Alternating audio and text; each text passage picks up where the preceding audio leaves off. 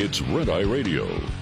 Gary McNamara and Eric Harley talk about everything from politics to social issues and news of the day. Whether you're up late or you're just starting your day, welcome to the show. From the Uniden America Studios, this is Red Eye Radio. Hello and welcome. And another thing. He's Gary McNamara. I'm Eric Harley.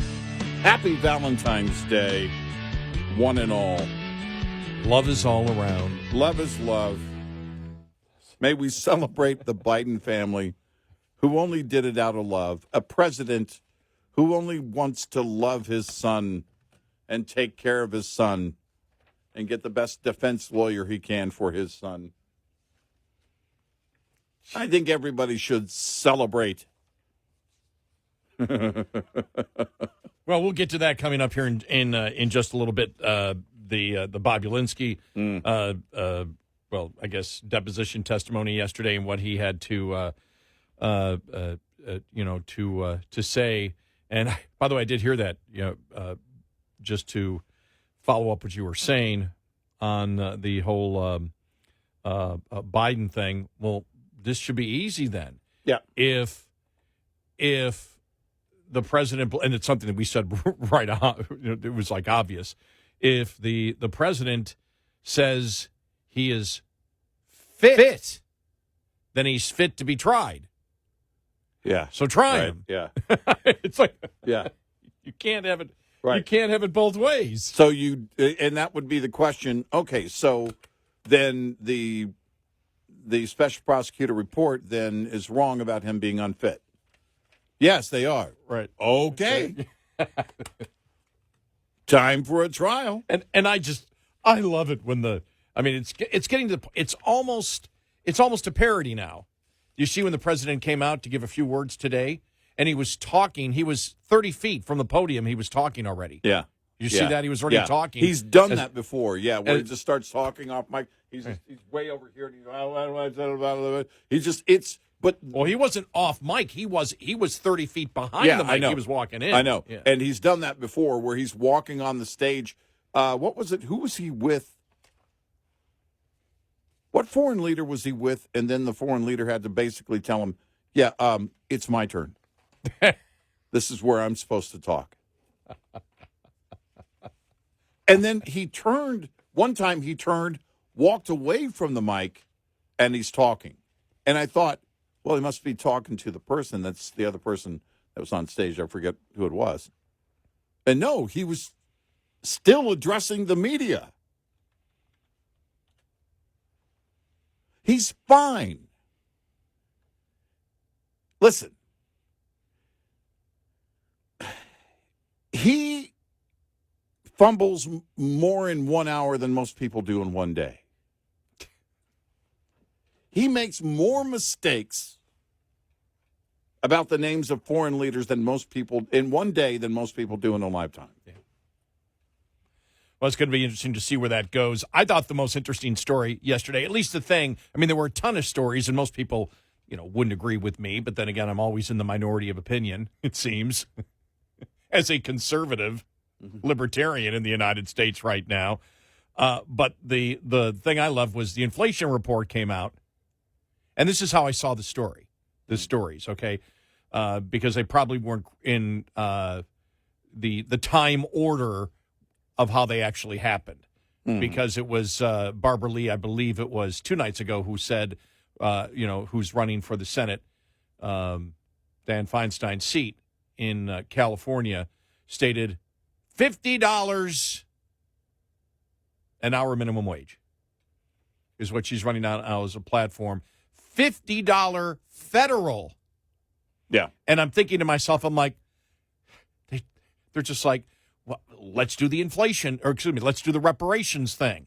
Mm-hmm. Let's throw out a number that's so big that can't possibly happen, but shows I care more than you. But I saw that after I saw the inflation numbers. And I went, and she's talking about how expensive it is to live in California. Basically, she's telling everybody the problems of California and the high prices that are caused by, as we know, inflation, government spending, taxes in California, regulations in California. So she's talking about a problem that was created by inflation inflation, regulation, and taxes. And what does she say? Let's have a $50 hour minimum wage. Now, what is it in California? It's got to be 15, right? Is it 15 or is it 20 now? I have to don't look back. But also, she's clearly listening to Red Eye Radio because back when they were talking 15, we said, well, why not 50? Well, I was going to say, why not 100 now? Yeah, well, now it'd have to be 100 with inflation. $100 an hour. Now, there will only be one worker because AI will be doing all the rest. 16. All right. Yeah. They're on their way to 20, right? Minimum wage went up to, in January of 1st, went up to $16 an hour for all employers, fast food restaurant employers, effective April 1st, 2024, and healthcare facility employees effective June 1st will have a higher minimum wage. Some cities and counties have higher minimum wages than the state's rate right now. Yeah. So I don't have that in front of me. Let me see. Okay, I'm looking at stuff from 2023 here that they put with the story. Thank you. Talking about it in 2024, and thank you in this story here from the California Department of Industrial Relations of giving me the graph, which shows me the minimum wage last year. I think they are on their way gradually to $20 an hour. I think that's what it is. For some reason 2027 comes to mind. I'll double check that. But she's basically talking about increasing the minimum wage 3 times the amount that it is in California right now. Almost 7 times the amount of the minimum wage in Texas. Could you imagine if you raised minimum wage to $50 an hour tomorrow? Imagine what would happen to the stock. You think the stock market went down a lot yesterday? Could you imagine if that ever went into effect? Well, the viral video of the $18 burger at McDonald's. Mm-hmm. $18. That's going to be the value menu. You go to $50 an hour, you won't be able to afford the burger. Can I just get a small fry? Hey, you know what? Fasting is in. Well, there's, the trend, people doing the 24-hour fast. I know people that do that. Yeah. Do the fasting thing. I don't do the fasting thing. I can't do the fasting thing. You can't work this shift and fast. I could not be in an 18-hour fast and come in to do this show. There are times that I will go close to 24 hours. It's not part of a diet. It's usually because I'm busy. Yeah, okay. Look, if you were to do that, imagine you were to go to $50 an hour on the national level, it would be massive layoffs. Massive layoffs. You would change the way that business owners would change the way. In fact, they would have to change the way immediately how they operate. The ramping up of AI in certain roles would accelerate greatly. We're already seeing that. We're seeing that in fast food. Back in our day, a fast food place used to be filled with workers because you didn't have the type of automation you have now. They're relying more and more on the app. Pulled through to get some coffee this past weekend at a fast food place, and they start every time, I've noticed this, they start with, are you going to be using the app today? And they have incentives on the app. That's part of the automation process. That's part of it. And when you do that, again, the goal ultimately is to eliminate as many humans as you can, to make the process seamless. But also, they have the advantage of the younger generation would rather use an app and not talk to anyone. They would rather do the automation and not talk to a human. They would rather go to a grocery store now and do the self-checkout and not have to deal with a checker. They would rather do all these order online and have it delivered to their door. This is one of the things that they're pushing here is the fact that the technology is going to build itself into AI. That's already happening. But how many roles is it going to play when you have people pushing for $50 an hour, $100 an hour? You're not going to get to $100 an hour. The government can't set the value of any role when it comes to jobs in the workplace. They can't. Because the marketplace will turn around and answer for that and say, well, you're doing that when the value isn't there, so we're going to have to create a value somewhere else, which means we're going to have to ramp up automation. We're going to have to let people go. It used to be that we would think of I always thought of minimum wage as the entry level amount that I was going to work. I never thought of it as, man, I can't wait to raise a family on minimum wage. I never thought of that even as a kid. When I was working at 15, 16 years old making minimum wage, and I only did that for a short time, I knew it was going to be a short time. I knew you got to get some experience. I knew there was something greater out there, but I was going to have to earn it. Giving people, forcing the marketplace to give people more money, well, no, that's another way of welfare. And in the private sector, they're going to fix that. You may not like it, but they're going to fix it. There is an answer to that. You can't force something that isn't there, because there is no way to do that without catastrophic consequences, including in the state of California and other states that have enacted higher minimum wage, businesses closing down and or leaving. Gone. Chunks of the local economy gone. And not just chunks of the local economy. I mean, the left has been screaming about mom and pop for the longest time, and then they hit them. Well, we'll protect them if you have fewer than, this many employees. You're only going to protect them for a short period of time, because then you realize that collectively small business employs the most people. Oh, wait a minute. Then we need to go after them after all, because if you're screaming for a national minimum wage, the mom and pop operation's not going to be exempt from that. You're going after them. Well, when you look at it, I mean, this is where Milton Friedman said, and I'm paraphrasing his quote, the late economist, and he talked about the fact that you judge programs not by their intent but by the results of it. Mm-hmm. And people always talk about the fact that Texas and our minimum wage of $7.25 an hour, which is still the national minimum wage, and you look at California, which is 16 and even more for different professions, and closing in on the $20 an hour, and they still lead as of last September. They still lead the country in poverty. Mm-hmm. And that's because it doesn't matter, as we've said before. It does not.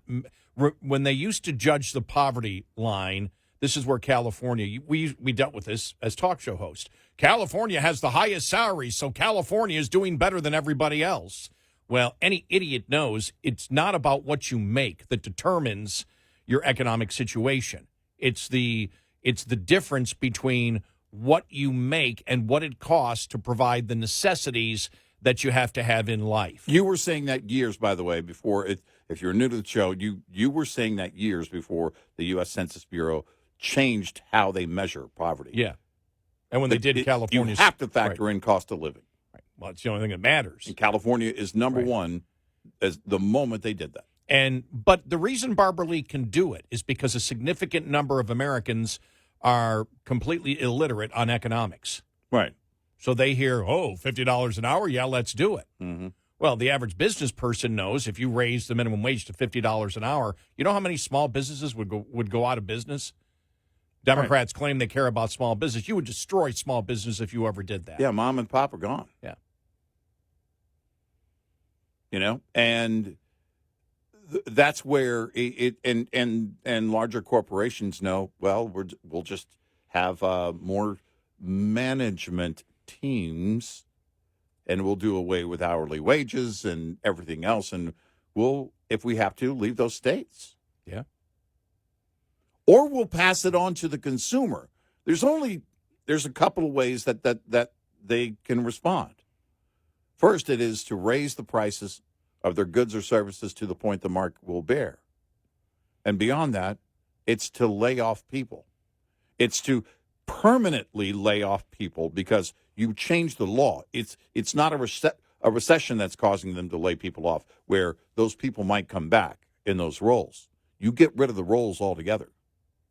You get rid of those jobs in your workplace altogether, and people are kicked to the curb. Also, people who don't go to college and are starting in the workplace now, don't have much experience and don't have an education, aren't going to get consideration when you jump it to $50 an hour. Sorry, they're not even going to be part of the interview process. Nope, I need somebody with 2 to 5 years experience and at least 2 years of college. We got a great show ahead, 866-90 Red Eye. This report is brought to you by Shell Rotella. With advanced synthetic technology, is designed to help keep your rig running with more mileage and less maintenance. Tires command a lot of attention. As a top expense for drivers and a leading cause of CSA violations, any tire maintenance practice that can help extend tire life is worth consideration. Consider tire balancing, which can set you up for savings and a smoother ride before your tires touch the highway. Tire balancing corrects an uneven distribution of weight in tires and wheel assemblies, but the trick is to be proactive and not reactive. Conduct routine tire inspections and pay special attention to any unusual wear patterns. Once unusual tread wear is visible on a tire, its traction and stopping distance is reduced and its lifespan will likely be shortened. Coming up, more with Gary McNamara and Eric Harley. It's Red Eye Radio.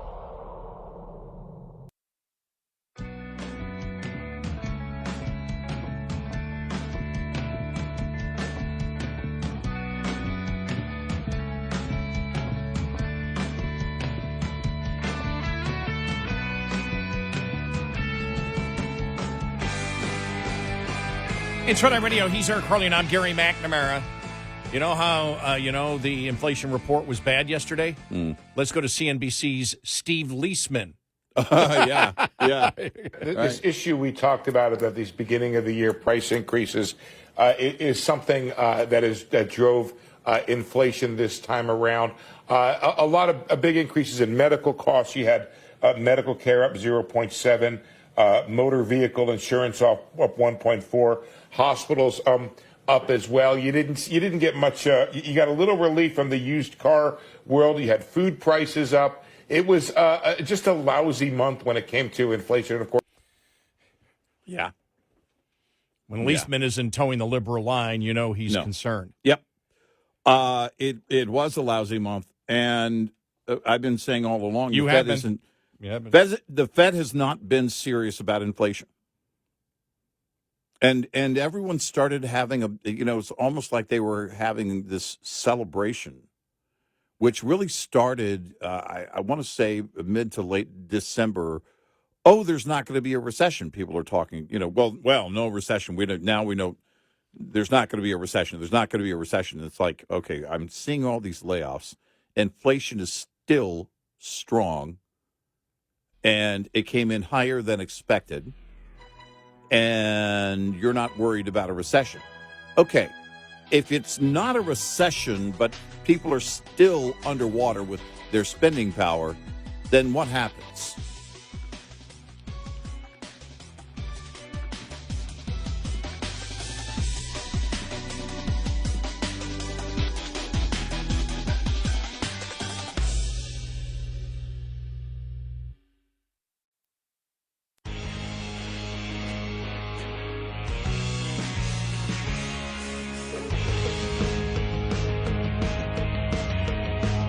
You're listening to Red Eye Radio from the Uniden America Studios.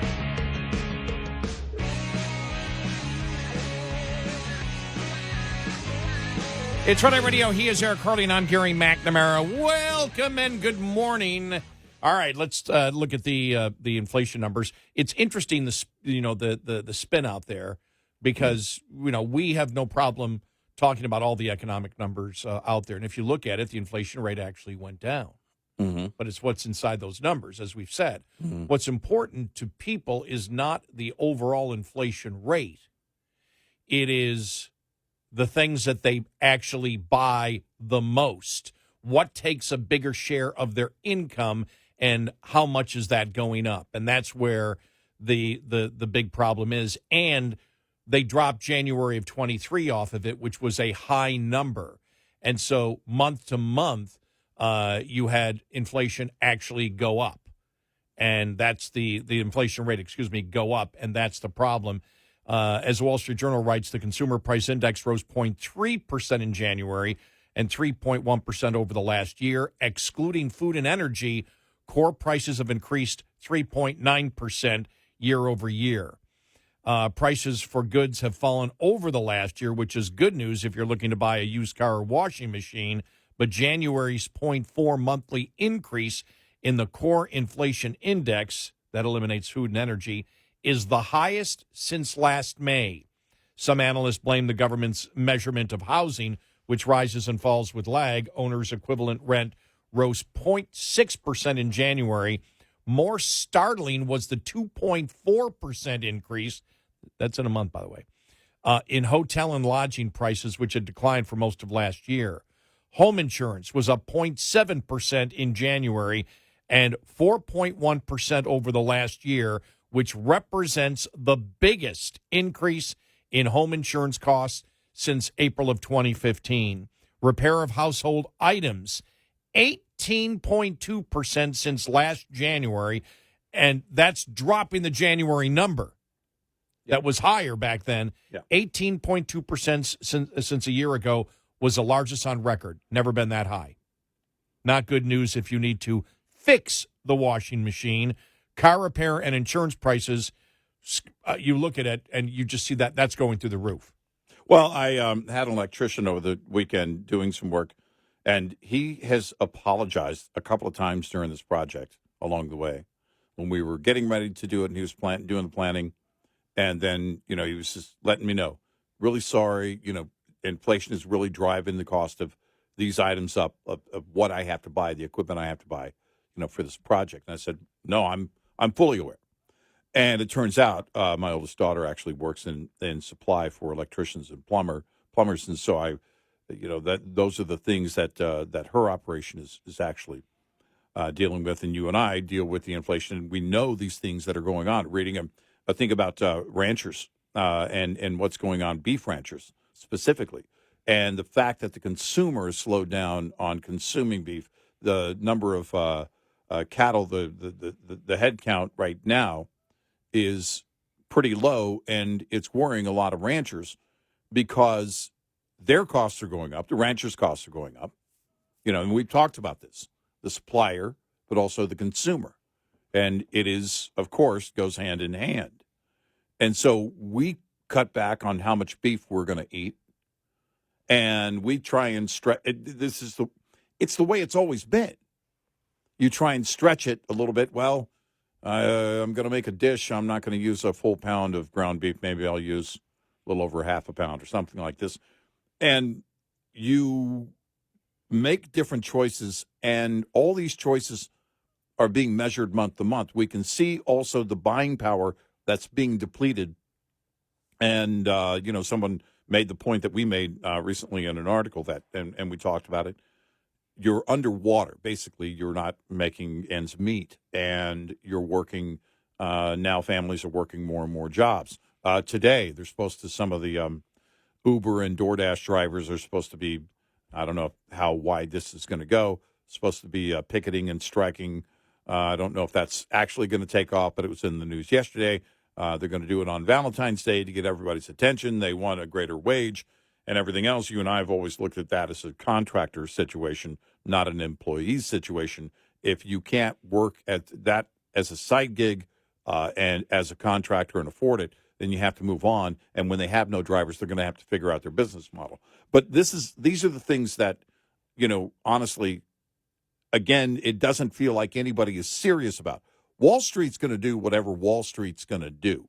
They have a good day, and all of a sudden everybody's drunk, and they forget about, what's going on with the average American. You look at the run recently in Wall Street on the Dow, and it's been healthy. Well, yeah, what goes up must come down, and the correction yesterday wasn't the biggest correction we've ever seen, but it shows that it's a demonstration that right now there has to be great concern with where the reality is. And I really put a lot of this back in the Great Recession when we started muddying the waters, giving money to banks that didn't need it, putting money in the tills of banks that didn't need it, so that we could, give the impression that everything's okay. Well, actually, you gave the impression that none of the banks are okay and everyone is at risk, and nobody knew where the solid ground was. And I really think that right now in assessment, no one's doing the proper work, or they are not paying attention. It's one or the other, or maybe a little of both, where they're not paying attention to what's going on, and everyone's just kind of riding the wave as if it's. But when you look at the national debt, this is not a conspiracy theory, because with the national debt right now, there are just a handful of us, relatively speaking, that are greatly concerned about that. And that's a massive, massive part of the economy and what will happen with the economy going forward. It is a disaster that is on the way. It's a matter of when, not if. So people not assessing whether you're in the financial business or not, what's going on properly, American families are going through it every single day. I don't know if they've adapted to this and they're just getting used to the idea that prices are never going to come down to what they were in 2019, that their spending power, as the one analyst told Fox News about a month ago, is not coming back anytime soon. Maybe they've resigned to that fact. I don't know. I can't tell you what the psychology is right now, what the mindset is of the average American, but we do know what they're dealing with. But when you look at this, because there's always a lot of spin when inflation numbers come out, the only thing they couldn't spin was the fact that the stock market, the Dow hit yesterday of over 500 points. Mm-hmm. It was like, okay, that's the warning sign. This isn't good. And when you have Steve Leisman come out, that's why I had to play that. Yeah. I had to play, because he's so liberal. I mean, he would be looking for anything, and he looked at it and said, no, this is not a good inflation report. No. And the reason is, for example, let's look at some of the things. For example, Democrats are promoting, for example, at the White House, promoting the fact that, okay, real wages are up here in the last year. Real hourly wages are up, and they are 1.4%. But you have to look at the entire picture. On average, people are working less hours. Weekly earnings down 0.1%. Right. So to sit there and say, well, the hourly wages are up. Well, yeah, but if the weekly wages are down, right, because you're working fewer hours, that's companies saying, okay, we'll give somebody a raise, but somebody else is going to work less hours because of it. Right. Or we'll give you more per hour, but we're going to also cut your hours. Cut your hours, and so that overall is what's happening with the workforce. But that's how they adapt. That's how the private sector has to adapt. In some inflation in services shows little signs of easing. Services, excluding energy, rose 0.7% in January, the most since September of 2022. You think about that. Services, you rise at 0.7% in January. What is that extrapolated out over a year? Whoa. Mm-hmm. Yeah. At that point, you're talking between 8 and 9% inflation on services a year. That's what that turns out to be. Right. So when you have that in services, when you have shelter that's way up, when you have motor vehicle insurance that's way up 20.6%, when you have repair of household items and car repair way up, and when you have homeowners insurance, the highest that it has, what did they say? The biggest increase since April of 2015 for homeowners insurance. People feel it. Those Oh, are yeah. all things. Oh, yeah. And that's where you look at inflation and say, okay, you can give me the overall number, Mm-hmm. but what is the actual truth completing the entire sentence? You know, like for on real wages. Well, hourly wages are up. That's good, but weekly wages are down. Right. How does that happen? Right. Okay, somebody's getting a raise and they're cutting your hours. Mm-hmm. So you're actually making less. Now, they're doing it on average, so it may not be a particular person. There are so many scenarios out there. Right. But it shows that overall, wages are not keeping up. Right. And, you know, that's a concern. And everything that is a must to buy, you have no choice on homeowners insurance. Right. You know, now, and the funny thing is people go, yeah, but, you know, a lot of it, you know, if you got a mortgage, you've got to pay the homeowners insurance, and you know, your mortgage lender will make sure that you pay, you know, enough insurance to what you owe. Mm-hmm. But the fact is, well, you know, it's really a choice, because if you own your home, it's not a choice. You're an idiot. If you don't have homeowners insurance and you own your own home, well, you're nuts. If you decide not to get homeowners insurance and you own your own home, basically you should sell. You should sell your home. Yeah, go rent. No, you're right. You're right. You sell Because your if home you're at that not going to point. protect that asset, there's no point in owning the asset. Right. That's great. That's a great point. And so everything that you see that people actually need, and one of the things is you going out to eat is skyrocketing through the roof. I was going to You say see that? insurance is something with those business owners, especially with restaurants and restaurants in certain blue states, California. The insurance is going through the roof. Chef Andrew Gruel, who is a critical thinker. You probably have seen him on Fox News, Fox Business.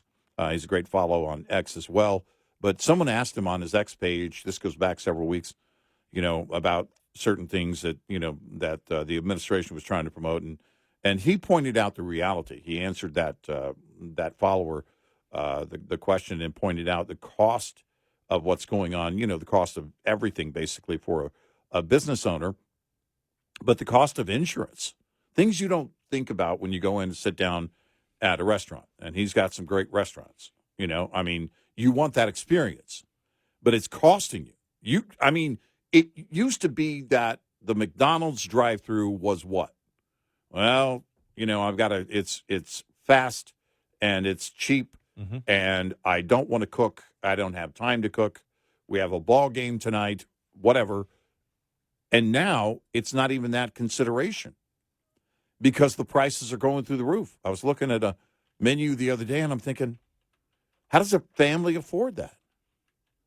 You know, the small hamburgers are what the large hamburgers used to cost.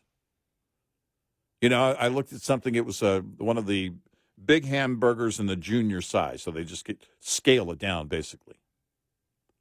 And I thought to myself, man, this thing is, you know, $3.50. Well, the large burgers, you know, you get into $6, $7, $8. Well, do you want the meal? Oh, you want something to drink with that? Bring a credit card. Well, it's becoming now more and more unaffordable. 866-90-RED-EYE. Lines open for your calls. 866-90-RED-EYE on Red Eye Radio.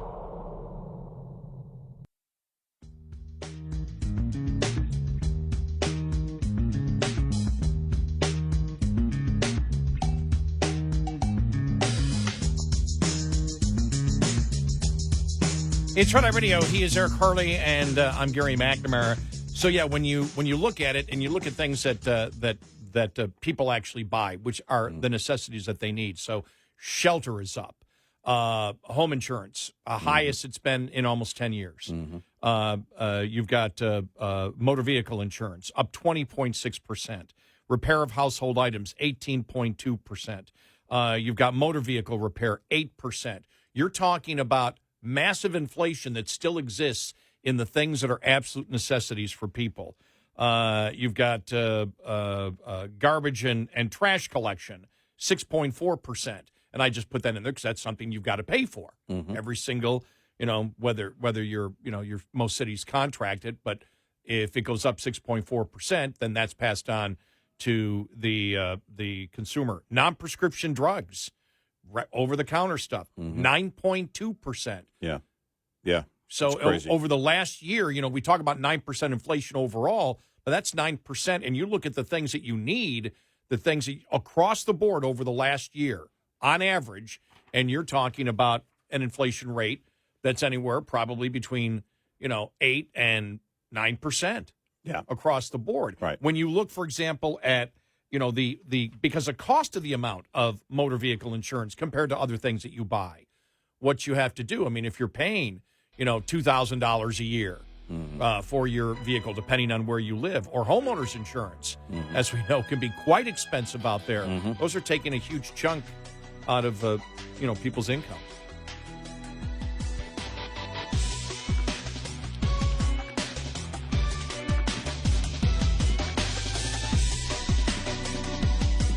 Top of the Hour News is brought to you by House Products. Visit houseproducts.com. This is Red Eye Radio on Westwood One.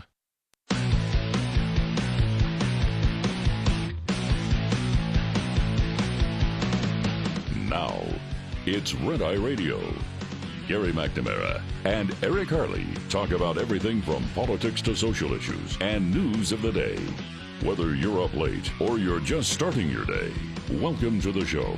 From the Uniden America Studios, this is Red Eye Radio. All across America and around the planet, he's Eric Harley and I'm Gary McNamara. We are Red Eye Radio. Good morning. Thanks for being here.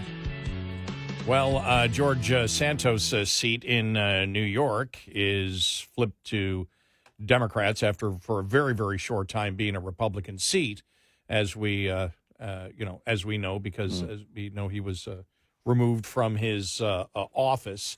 A lot of you see, go to social media and just look at the number of Republicans, talking about the failure of Republicans and all this. You look at it overall, and it's very tough to look at a specific district when you live in Texas and analyze it completely. Yeah. But right. when you look at it, because this was a suburban New York City district that for the 10 years before Santos won was Democrat, it's always tough when you're talking about New York. Mm-hmm. You can look at a variety of different factors out there. I mean, the things that were really talked about were crime, migrants, and abortion, which, if you're in a suburban New York district, is what it's going to be about. And abortion probably is more highlighted in a New York suburban district than anywhere else. Right. But yeah. the fact is, you had Santos win that just a few months after the Dodd's decision. Mm-hmm. And so you look at it, and again, it's tough in a district to look at the different personalities out there and, who was effectively a good candidate. What it does tell you, though, is that in a time whereby landslide numbers on the issues that matter to people right now, Republicans lead. In many cases for Democrats, it doesn't matter.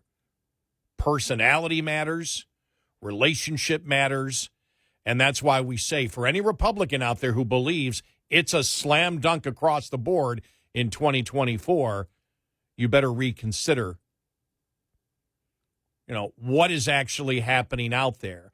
And as you and I have said for the longest time, how you promote, how you market yourself and the ideas is just as important as where you stand on those ideas. That's why many times, there will be people that we view as radical that may have the same position as us, and we'll say, yeah, we agree with that person, but they're marketing it completely wrong, and they're not going to win. They're not going to them explaining why they believe the same thing that I believe might not be a winning message. Right. Yeah. Yeah.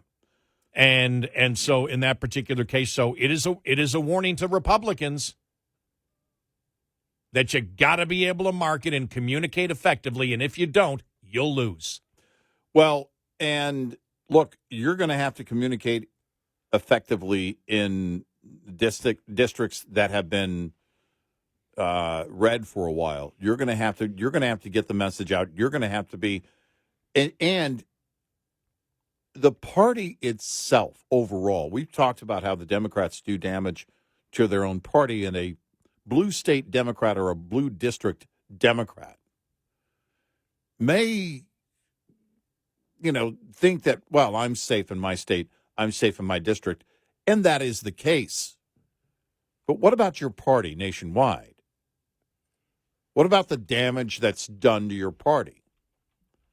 So for the Republicans, you've got to get out there and spread the message and campaign everywhere and treat every district, red or blue, as if you're, again, 20 points behind. We've been saying this for a long time. It's how you have to campaign. You have to change hearts and minds. You win on the issues. Right now, you're winning big time on the issues. And you should be gaining seats along the way. And right now, there's a real concern as to whether or not the GOP can keep the House. Forget the Senate, the House. If Trump takes the White House November 5th, the down ballot will likely come along with him. I don't count on that as being a given, though. It might not. That's the thing about where we are right now and where the GOP hasn't been right now. And that's on point with their messaging. Over and over again. It seems like you and I have been saying this since we've been together on this show. Almost 19 years. You've got the door wide open. You've got everything laid out there for you. Just point. That's all you have to do. Point. And stick to the issues that Americans care about right now. Mm-hmm. And you win. But, I had, yesterday and when I woke up, I had a friend of mine write me. He goes, now what about the impeachment of Mayorkas? And I said, well, he's not going to be removed from office. I said, you have to understand that impeachment is the new censure. Yeah. And what the Republicans are trying to do is keep it in the news. And you keep it in the news by having the actual trial, which is going to happen in the Senate. Mm-hmm. And you bring up exactly what they are doing, and you bring it to the point where that remains an issue all the way to the election. You're not removing Mayorkas. The Senate's not going to remove him from office. No. That's not going to happen. If I forget, I read it in a couple of conservative, I can't remember exactly where it was, a couple of conservative outlets, and we already addressed it, that said, well, Mayorkas shouldn't have been impeached based on the old rules of impeachment. Right. Which really it was for bribery. Sorry, the Democrats changed that because impeachment is a political process. You may have a point because prior to Trump being impeached the first time, nobody would have thought of impeaching Mayorkas. Right. It wouldn't have come up. But this was like, okay, you went after our top guy. Well, then we may not go after your top guy right now because that's not politically expedient for what we wish to do right now. And we know that impeachment, you've lowered the bar of impeachment. Impeachment is no longer, any chance of getting removed from office. It's simply now it's become the new censure. And that's it. And it's like, well, that's not good enough. I mean, the response I get from people, that's not good enough. I go, well, it may not be good enough, but that's the reality of what it is. But the Republicans would not have impeached Mayorkas prior to Trump getting impeached. Democrats changed the rules. Republicans said, fine, you've changed the rules. Now we can go with whatever rules we wish to impeach someone. Now, they do say that politically, because this is a political process, it's not a legal process. Right. You look at it, and the majority of Americans may look at it and go, well, no, it's policy, and Biden's to blame for it. He's simply following it. But then again, part of the charge is he lied to Congress. Well, what did Mayorkas lie about? Well, he kept saying that the border was secure multiple times under oath. That's a lie. Mm-hmm. You've lied to Congress at that point. Most Americans would say, yeah, okay, I see it. But he's not going to be removed from office. What you do is you keep this in the news. And yesterday was a perfect example of the Republicans wanting to keep all the bad stuff from the Democrats in the news. And it was a bad Democrat day yesterday. I was amazed Trump didn't come out and say something that would have taken all the attention away from Democrats yesterday. Yeah, what happened? There was so much on the table. It was it's unbelievable, and I really do believe that the special prosecutor's report, this thing is just getting heavier and heavier by the day.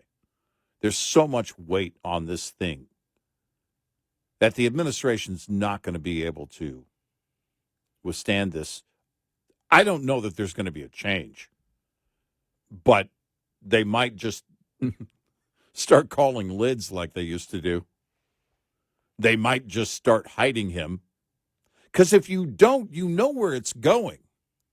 But then I think of my theory, too, also the idea that some Democrats may say, look, if this guy who is defiant all day long is not going to step down, if those closest to him won't encourage him and convince him to step down, we'll let the GOP take over his mess.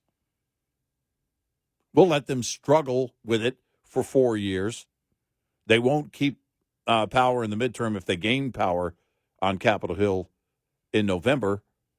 So then you got a lame duck for a couple of years, and we'll come in hot in 28. I mean, I honestly believe if I were a Democrat right now, an active Democrat, that's what I would be saying to everyone behind closed doors. Look, I'm with you. He shouldn't be the guy. But if the GOP takes it, not the worst thing. They can inherit this heaping, steaming pile and own it, and we'll come back in 28 and pretend like we're going to fix it from what they broke, which is exactly what they always do. There are some fundamental issues that are not going to, and Trump's not going to be able to resolve them if he wins in 4 years.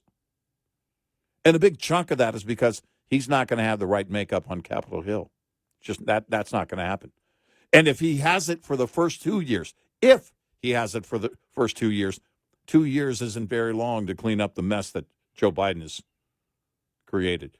A lot of regulatory things can change day one, but they won't be lasting change. That lasting change has to happen with the party on Capitol Hill. And I suspect they just won't be able to get that done in 2 years. And I don't have confidence if they win in November, they'll keep it in the midterm, at the midterm. So, I mean, that's where we are. Well, you don't have, as we've said, the biggest problem, I think the biggest problem for Republicans right now, number one, are, we'll find out in November, will personality trump your stand on the issues? We know it since 2012. We've seen it happen. We saw it with Romney, where Romney, it was by far people preferred Romney. Mm-hmm. I will tell you, the one thought that came in my mind after I saw the Santos district, the Kevin and Ken vote. Is a Kevin and Ken vote coming back again? And I said this back in 2012, and the Kevin and Ken vote were two people I know that were Democrat, or most, I think, always voted Democrat, and even publicly would endorse Democrat principles. They don't anymore. They're not active. The Kevin and Ken, who are actually two people I know, really no longer are on social media promoting the Democratic Party or liberalism as they were during the Obama administration. But we always use them as an example. They've always been employed, really never collected welfare, always had good jobs, raised a family, promoted, liberal fiscal principles. But when it came down to it, and we would actually get into economic discussions, and we used to all the time, they would tell me, yeah, you're right on all of this, but if the manure hits the fan I believe that Democrats will spend more money to bail us out. Mm-hmm. Yeah. And when when you're underwater, the way American families and when you're are, underwater right now, that's right. you're looking in first lesson in lifeguard training. That person's going to try and put you underwater, and they don't care that you're saving them. And that's what you need to know every time you go out and you try and rescue somebody. They're going to get on top of you so they can breathe, and it doesn't matter. And that's if why they're underwater, right. they're desperate. And that's why, and you remember this because we both were lifeguards and took all the training. Reach, throw, row, go. Yeah. The last thing you do is go. Were you a lifeguard? Yeah. Well, I never was a lifeguard, but I passed all the lifeguard training. Oh, okay. Yeah. You had to, those are the things that that's probably the one thing that I actually learned for life in that entire 18-month experience. And it was very young, and it's been useful ever since. The desperate person doesn't care about you. Right. They want to get above water. Yep. Well, it's human nature. Everyone right now is below water. They're below the surface on their spending power. They can't make ends meet. So what do they want? They know what's causing it. But any kind of relief is relief. Yep. It's air. It's breathable air.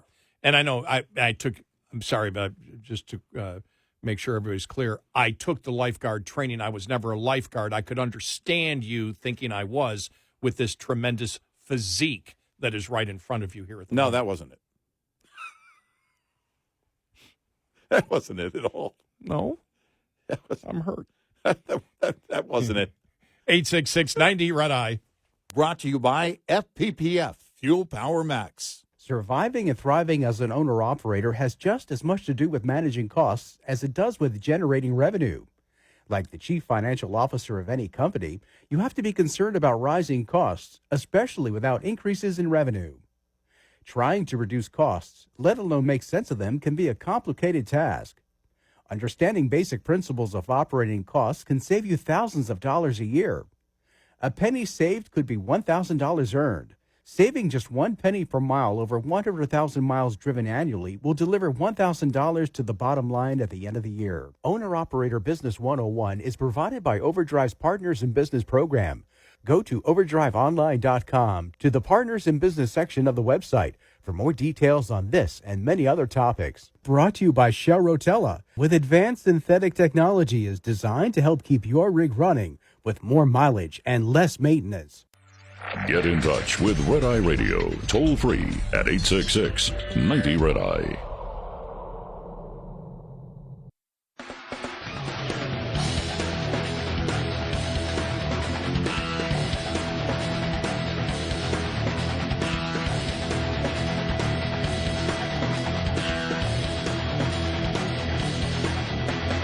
It's Red Eye Radio. He is Eric Harley, and I'm Gary McNamara. All right, coming up, wow, the White House yesterday, because everybody's asking the question, because now the White House has said, well, no, he's going to get a physical, but he's not going to there's not going to be any cognitive testing at all. Right. And why? Because the doctor a year ago said he doesn't need it because we can just tell by what he does during the day. Mm-hmm. Well, that's ridiculous. Right. He's president of the United States. Right. And everybody knows. And the funny thing is, they're like, we're being fully transparent. We want you to know the truth. The president is fine. He's got more energy than the average American. He's got more vigor. This is a guy that you have got, and everybody knows it's a line of manure. Mm-hmm. Every Democrat knows it. And you notice how they're switching the thing. Well, is he too old? It's not whether he's too old. No. It's not the age. It's his cognitive abilities. And watch how they're slowly evolving that it's an age. Well, we shouldn't be discriminating because of age. Got nothing to do with age. Right. Got to do with his cognitive abilities. Right. We have members of Congress that have served into their 80s. Oh, maybe that's not a good example. Let me try to find something else. Yeah, maybe that's not a great example. You can look and you can look in the private sector, and you can find, not a lot, but you can find Warren Buffett. Mm-hmm. So you can find people that are older that have great cognitive abilities. Oh, wait, me. And Warren Buffett.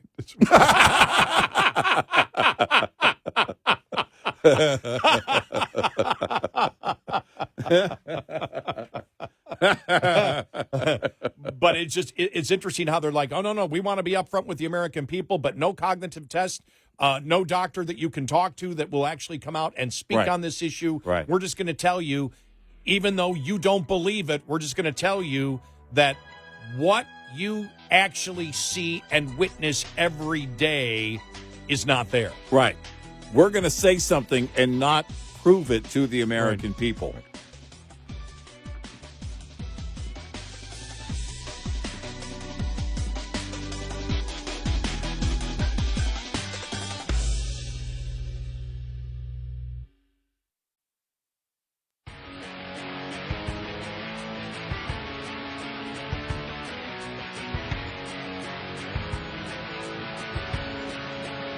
Eight 90 Red Eye. Now's your chance to be the caller.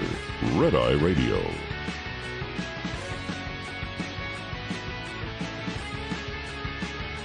It's Red Eye Radio. He is Eric Harley, and I'm Gary McNamara. Welcome and good morning. You know, just one thing I just want to mention here because I've seen it over the last couple of days, and expect this in the election, and it's that this is going to come up in election, and this is, you know, the president with the whole shrinkflation thing the other day when he did the the potato chips and all that, talking about how companies are attempting to gouge.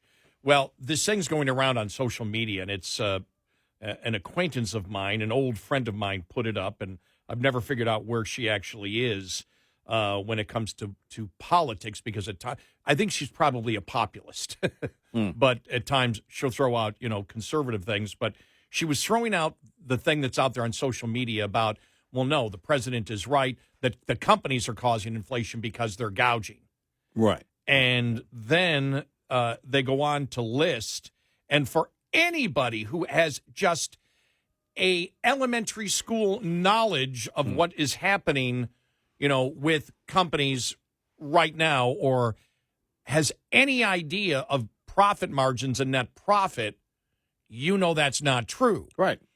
For example, this is the one going around, big corporations aren't losing money like the rest of us. 2023 profits by companies. And so let's go to the biggie. Walmart, $155 billion in profits for 2023. Whoa. Is that correct? No. It's not even close to being correct. No. Not even close. But they throw that figure out. No. And I don't know where they got that number from. I have no idea, because even the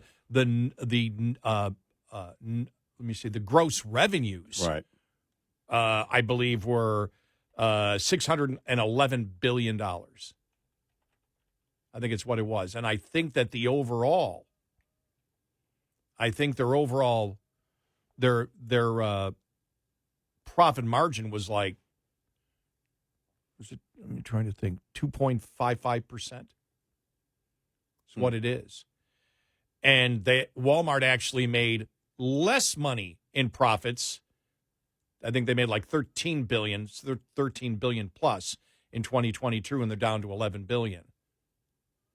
And then I went to Target, because they have Target at $26.2 billion or $25.2 billion. Not even close. Roughly between $3 and $4 billion is what they made, and their profit margin was over 3%. And then they go to Starbucks. Starbucks made $24.56 billion in profits for 2023. And then they throw this little ditty in there. I love this. Which means it could give each of its 400,000 employees an $11,000 raise, and it would still have $20 billion in profits. Uh-huh. Well, except Starbucks didn't make $24.56 billion in profits in 2023. They didn't make that. And let me just see if I have it here in front of me. The target, because I was just going through the different, let me see. Because they have a whole list of major companies on, that they're putting out there in this falsehood on social media. Yeah, total revenue, total. They're saying profits were 25, total revenues 9.4 billion. You know, and so they're just making stuff up. Expect that to happen. Right. Well, it's, it is part of the game because you can play into, and this is why the Democrats know and the administration knows they can do this, because people will blindly just go along and not do their research. And if they do research, they often don't have the full understanding of what the difference is between gross revenues and net profits. Right. I actually had somebody come up to me one time. I was at an event and tried to tell me that the gross revenue was the profit. And I said, well, okay, so McDonald's doesn't have to buy more supplies. They don't have to buy more beef. They don't have to pay for, they can just take the money and run? Is that how it works? Well, no, there's a cost of doing business. And these are the types of individuals that will tell you, well, no, we need to tax everything that they're making. Every dollar that comes in. Well, that's not revenue because you've got money going out. It doesn't work that way.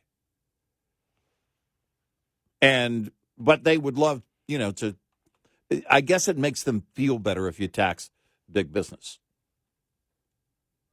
If you want to tax them more. What did I see yesterday? The story of Jeff Bezos moving to Florida. It's going to save him, what is it, $600 million in taxes moving to Florida? From selling the stock that he either sold or what is going to sell. Yeah. What was it, 2 million shares, something like that. And he's $611 million. Yeah, so it was basically off of that and saying that's why you can't tax millionaires or billionaires. This is why it's hard to tax the rich. Well, what are you talking about? Well, now we're going to get into the question of what do you think they're paying now? How much do you think they're paying now? Because they moved to a state that's tax-friendly? Well, it's hard to, the premise of the headline itself, this is why it's hard to tax the rich. No, it's not hard. In fact, they're being taxed. But when they want to move from a tax-heavy state to a tax-friendly state, think about all that wealth that goes back into the economy instead of going into the coffers of the government that can do nothing with it in terms of producing anything. And nobody thinks of these things. It's the jealousy and envy that we've been dealing with for a long, long time. And now that people are hurting, they're going to turn to that again. And by the way, Gary, I think this is further evidence of the Kevin and Ken vote that you brought up and said it could very, very well be in play this year again, like it was in 2012 when you had Mitt Romney on the issues winning over Obama, his reelection bid in 2012. But when they did the polling, the exit polling, not the exit polling, but the polling after the major debates that they did on the issues, landslide for the Republicans. In that case, Mitt Romney, but he didn't win.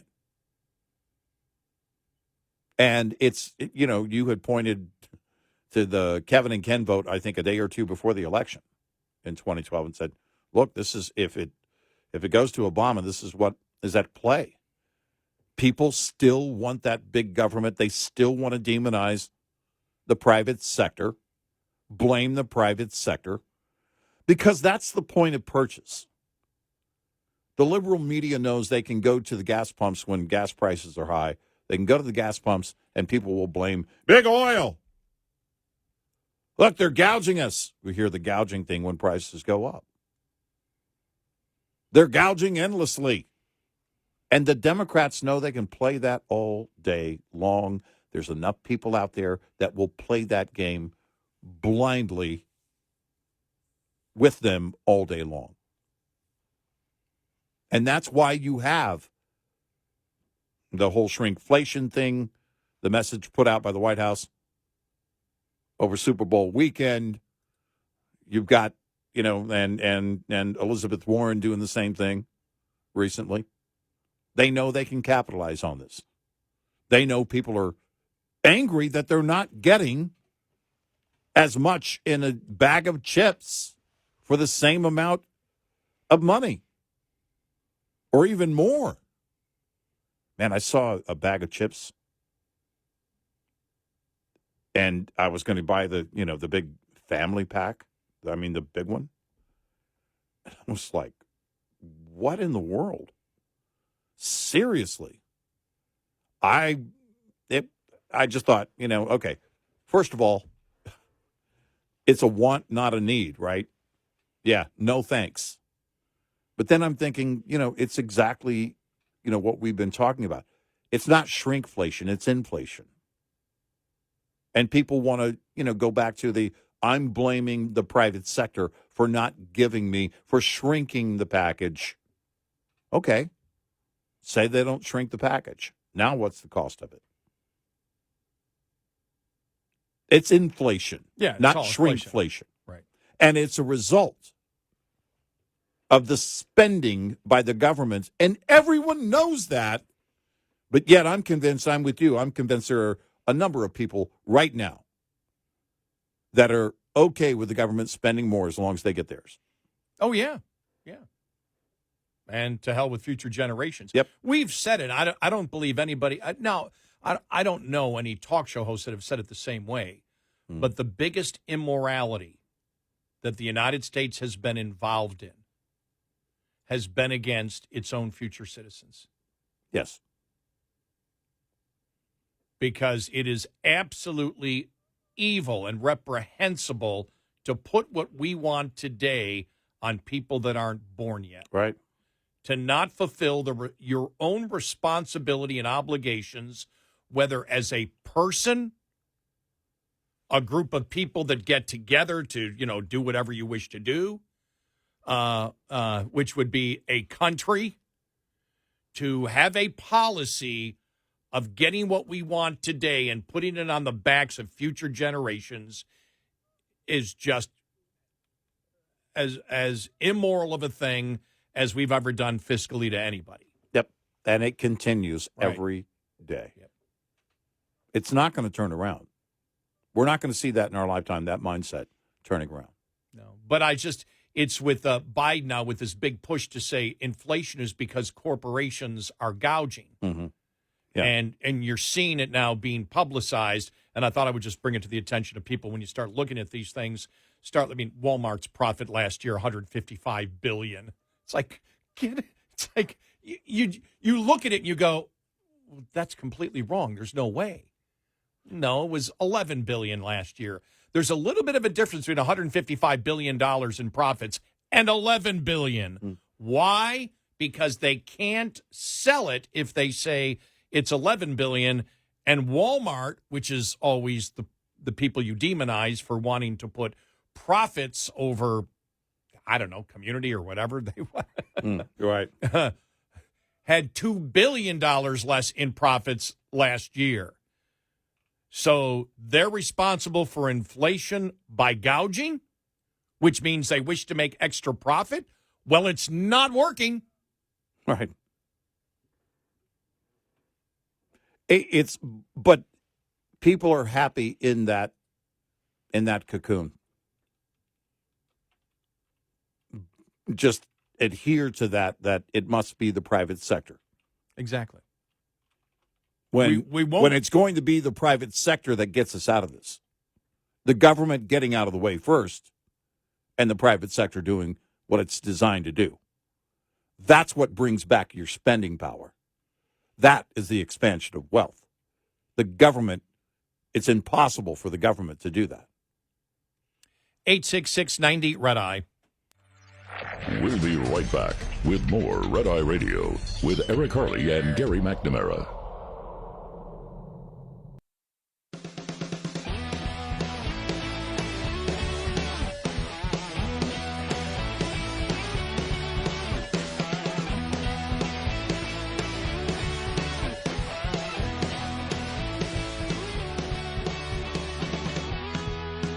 It's Red Eye Radio. He is Eric Harley, and I'm Gary McNamara. Good morning. Coming up following the top of the hour, $50 minimum wage being promoted by Barbara Lee as she runs for Senate in California. $50 an hour. All right. You know, you need to take, now she's taking some lessons from the reparations movement. But she should make it, I would think, a clean $100 an hour would even be better. Yeah. Let's make sure that everybody makes $200,000 because it won't affect anything. No. Right. It won't. It still won't be enough to live in California, but right. It won't affect prices at all. No. It will not, because that's what the Democrats tell me. Right. You can raise it 50.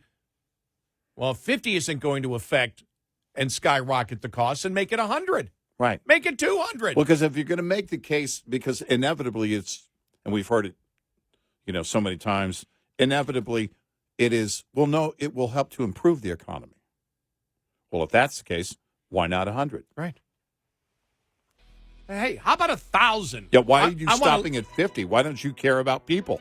Make it 1,000. I want to live like Taylor Swift. Exactly. 10,000. Do I hear 50,000?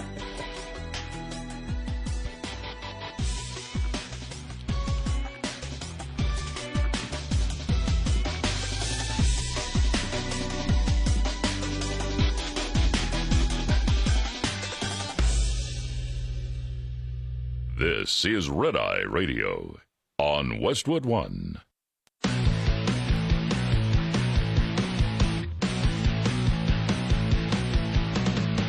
Now, it's Red Eye Radio.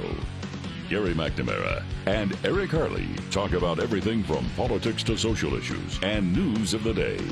Whether you're up late or you're just starting your day, welcome to the show.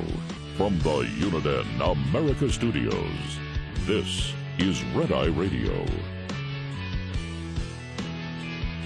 All across America and around the world, he is Eric Harley and I'm Gary McNamara. Welcome and good morning.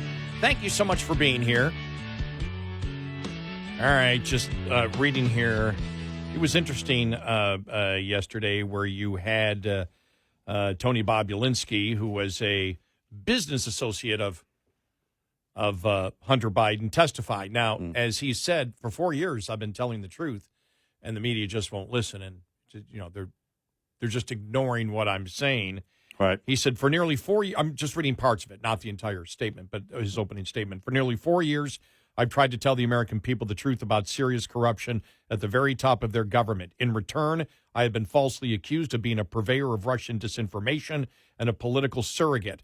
My continuous effort to inform the American people of the facts have been actively suppressed by both the United States government and the so-called mainstream media.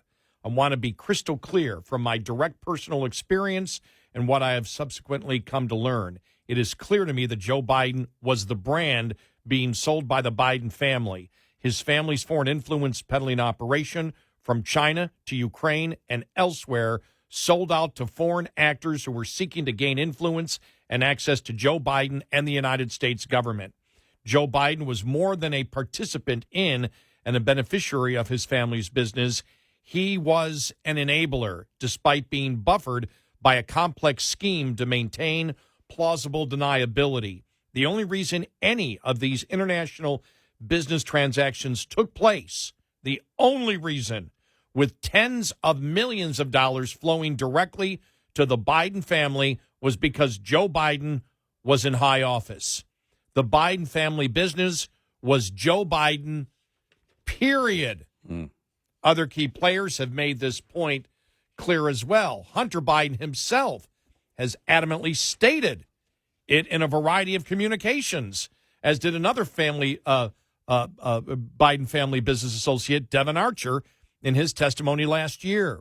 Foreign nationals on the other side of these transactions, including China, Ukraine, and Romania, have also explained how and why these transactions took place.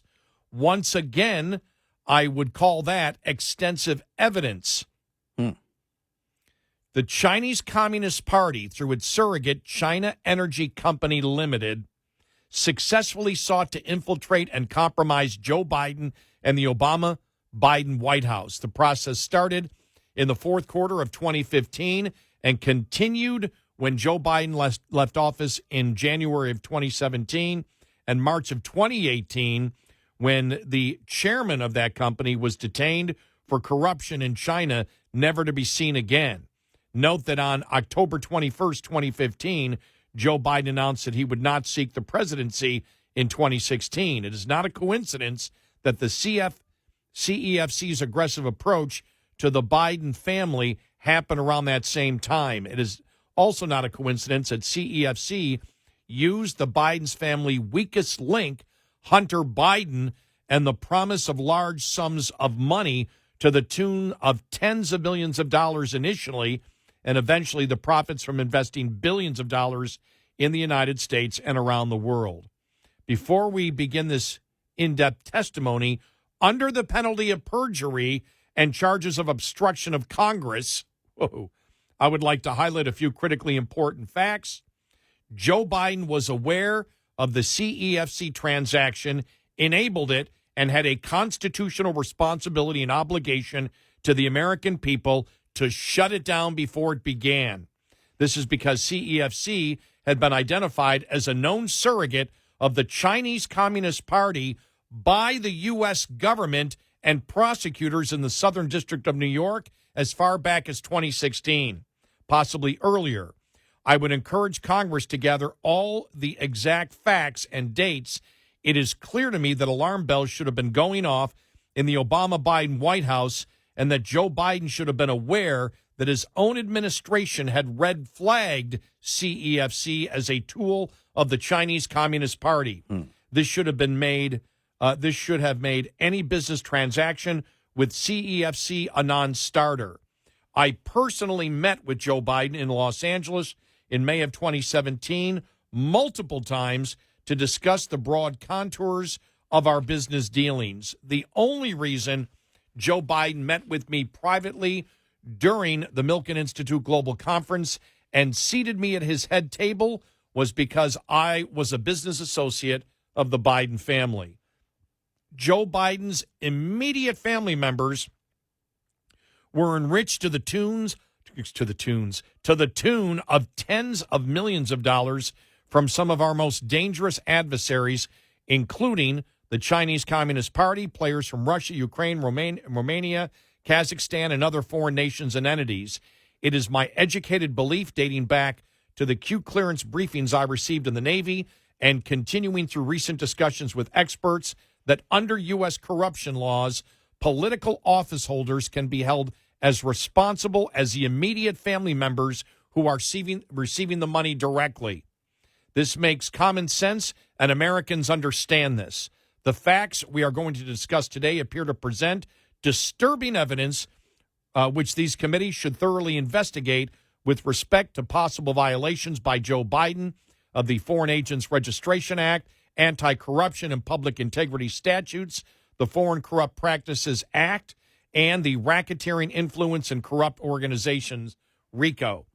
The Biden family, Joe's son Hunter and his brother Jim, knowingly and aggressively defrauded me as the CEO of Sinohawk Holdings and as a member of Oneida Holdings, LLC, at the end of July of 2017. They put Joe Biden and the rest of the Biden family smack in the middle of a $9 billion transaction between Russia and China involving Qatar, specifically the Qatar Investment Authority, and helped CEFC navigate through various issues before Patrick Ho, a CEFC executive, was arrested for corruption in New York in 2017. Joe Biden's status as the head of the family served an enforcement role. For example, when Hunter stated deliberately that his father was sitting right next to him while demanding payment of the $10 million CEFC that the CEFC had committed to the Biden family, as well as when Hunter demanded CEFC circumvent Sinohawk Holdings. The Biden family violated their fiduciary duties to Sinohawk as they enriched themselves at the CEFC trough. United States law enforcement appears to have been singularly unwilling to speak with me or to hear the facts we will be discussing today. I have never been contacted to provide testimony nor asked to speak with anyone connected with Joe Biden's administration, including his Department of Justice, the FBI, the Internal Revenue Service, or local law enforcement. That includes David Weiss, U.S. Attorney for the District of Columbia, or any of the several grand juries I now know were convened after my name became publicly known. On October 23rd, 2020, I voluntarily walked into the Washington field office of the FBI with several phones containing years of encrypted communications between me and numerous members of the Biden family and their associates. That conversation, which was subject to false statement statutes, lasted many hours and was never followed up by anyone in the government or law enforcement in any way. Rather, when the House Ways and Means Committee recently released the FBI 302 report of that meeting, Hunter Biden's lawyers laughably tried to use a single note-taking error by a junior FBI agent to accuse me falsely of lying about my attendance at a meeting with Hunter Biden and CEFC in Miami. I was crystal clear to the agent in my interview. I was physically in Miami during the time for other things and did not attend the actual CEFC meeting. Hunter Biden's lawyers should focus their energy on the facts and the extensive indictments Hunter is fighting versus creating smoke screens and distractions with their empty threats. I have only told the truth. I continue to tell the truth. I have the facts, as we will discuss today. I also have the receipts to back them up. I sit here before two of the premier committees of Congress, Oversight and Judiciary. I implore each and every one of you to remove your partisan hats today and focus on one party, the United States of America. I hope your focus will be on a thorough and extensive investigation and exposure of all the facts and evidence, and on answering the question of how as a country allowed the White House to be infiltrated by our most existential adversary, the Chinese Communist Party. I also hope you will not hold the complicit parties, including Joe Biden, that you will hold the complicit parties, including Joe Biden, accountable for their actions, as well as enact new laws that prevent this kind of deep corruption from ever happening again. That was Tony Bobulinski's opening statement. Yeah, pretty thorough. You know, when they posted that yesterday, I thought to myself, well, we had said that he's going to be the key to all of this because really he was the inside guy. There may be others, you know, that along the way that come to the surface, but Bobulinski from the beginning, since we learned of him and his involvement, you know, you have to ask yourself, all right, and we said this back then. You ask yourself, well, is he telling the truth? Well, there's one way that we will know that he will not have a motive to lie. Have him testify. He's going to be sworn in, and there will be a great penalty if he's found to be lying.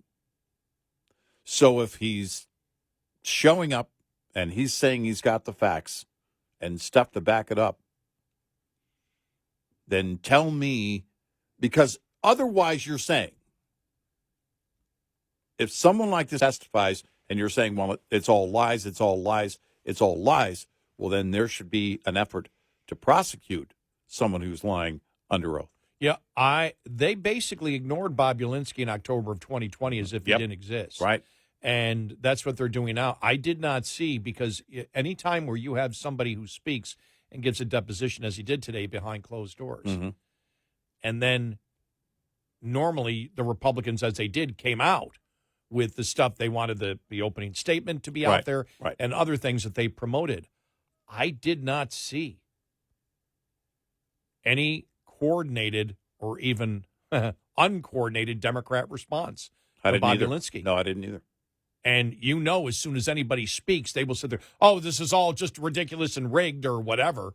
And you really, I didn't hear anything. Now, maybe I missed it, but normally you would see such a pushback on social media. I didn't see it. No, I'll I continue didn't to see look it. for it. And if Yeah. I find it, I'll tell you, I didn't even see individuals going after Bobulinski. It's almost as if you got to ignore this guy. You can't just pretend he doesn't exist. Well, and it's a problem because the timing of it couldn't be worse. This on top of the special prosecutor's report coming out last week is adding on to and Democrats know it. It is just whittling away the confidence in the Biden administration from the rank and file Democrat. Maybe this doesn't carry, and I suspect it doesn't carry the same weight just yet. But the timing of it, adding on to what happened last week from the special prosecutor, what we learned, makes everything right now even brighter. This fire just got a lot bigger. Again, Bobulinski can show up and then, if he were lying before, then he could have come out and he could have shown up with his lawyer and said, well, I don't recall now. I don't recall. His opening statement made it very clear. I'm showing up with evidence, receipts to back up my claims. And if he's lying, then where's the call, for him to be prosecuted because he's lying under oath? The interesting thing is, and I want to make sure I put this in because there was a lot of preamble to that part of the statement, but here's what he wrote. While I have made a few campaign contributions over the years to Democrats, such as Congressman Ro Khanna, a member of the Oversight Committee, I'm not a political person. So he just made the case, I've only given money to Democrats. Right. Wow. Yeah. I mean, it's going to be the only thing they can do really is ignore it, and that may be the play. But the more this, carries out, and again, you add it on kind of like a sidecar to the massive weight of the report that came out last week from the special prosecutor, and it's trouble. I do wonder, and because we will eventually, there's going to be assessment of it from the GOP members of these committees. Again, it's behind closed doors. But when it's broken down, then it's going to be, all of that's going to play out. That will be brought to the table for the American people to learn. It's, again, you can't, it's something where you just can't, they know they can't debate it. And anyone who's been in power for any amount of time since Joe Biden was VP, especially, any Democrat, they know it. They know there was concern about this kind of behavior while he was VP. They know this. Yeah, we talked about it. The Biden administration was the State Department was really concerned Right. about what Biden was doing. Right. The Obama White House was concerned. Right. Yeah. So they knew. My point's always been that when you actually get to it, when you look at Ukraine and all that there, and the whole thing of the first impeachment, which by the way, if Democrats are screaming over, as we had stated earlier, over Mayorkas being impeached, well, you started it. Right. That this is how you want to act. Right. And impeachment is not as serious anymore. It's basically censure. Right. The Senate's not going to remove him from office. No. But I don't believe that was ever the point. It's the same thing with Biden and the impeachment inquiry. I don't think the goal has ever been to impeach Biden and try to remove him from office. It's to exactly what you saw yesterday with Bobulinski. Keep bringing up more facts each and every day. Make your case stronger each and every day all the way to November. Now, Mayorkas, what you do is the trial, which will go on in the Senate, then you just pound. Yep. 866-90 Red Eye. Coming up, more with Gary McNamara and Eric Harley. It's Red Eye Radio.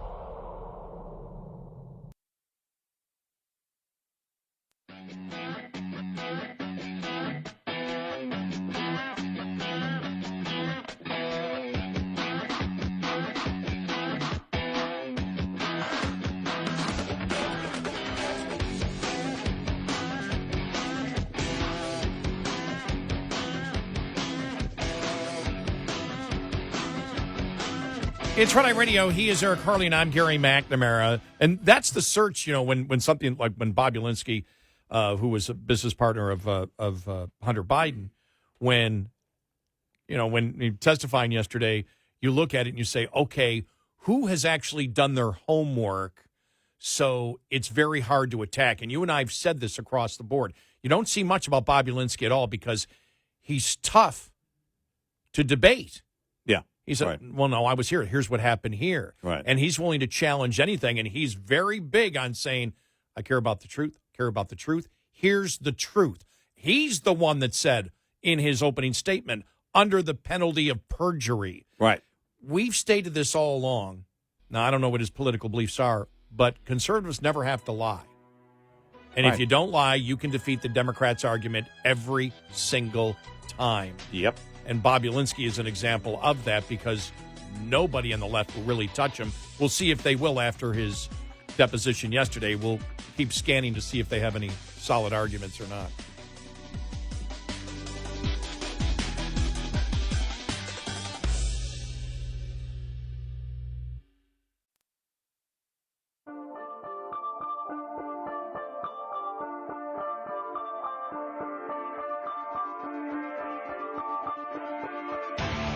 You're listening to Red Eye Radio from the Uniden America Studios.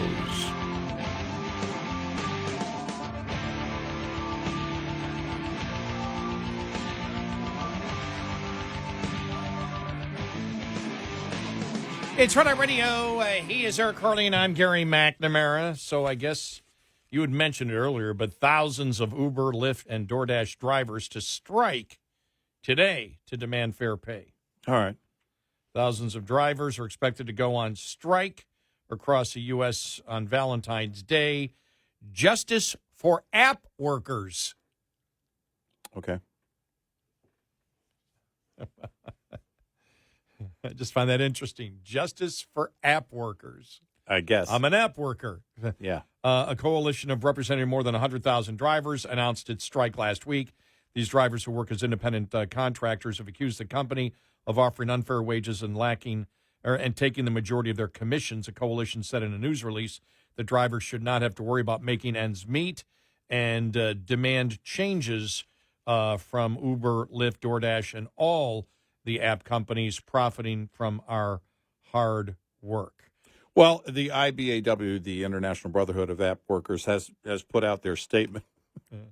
I'm guessing that's where they're headed, by the way.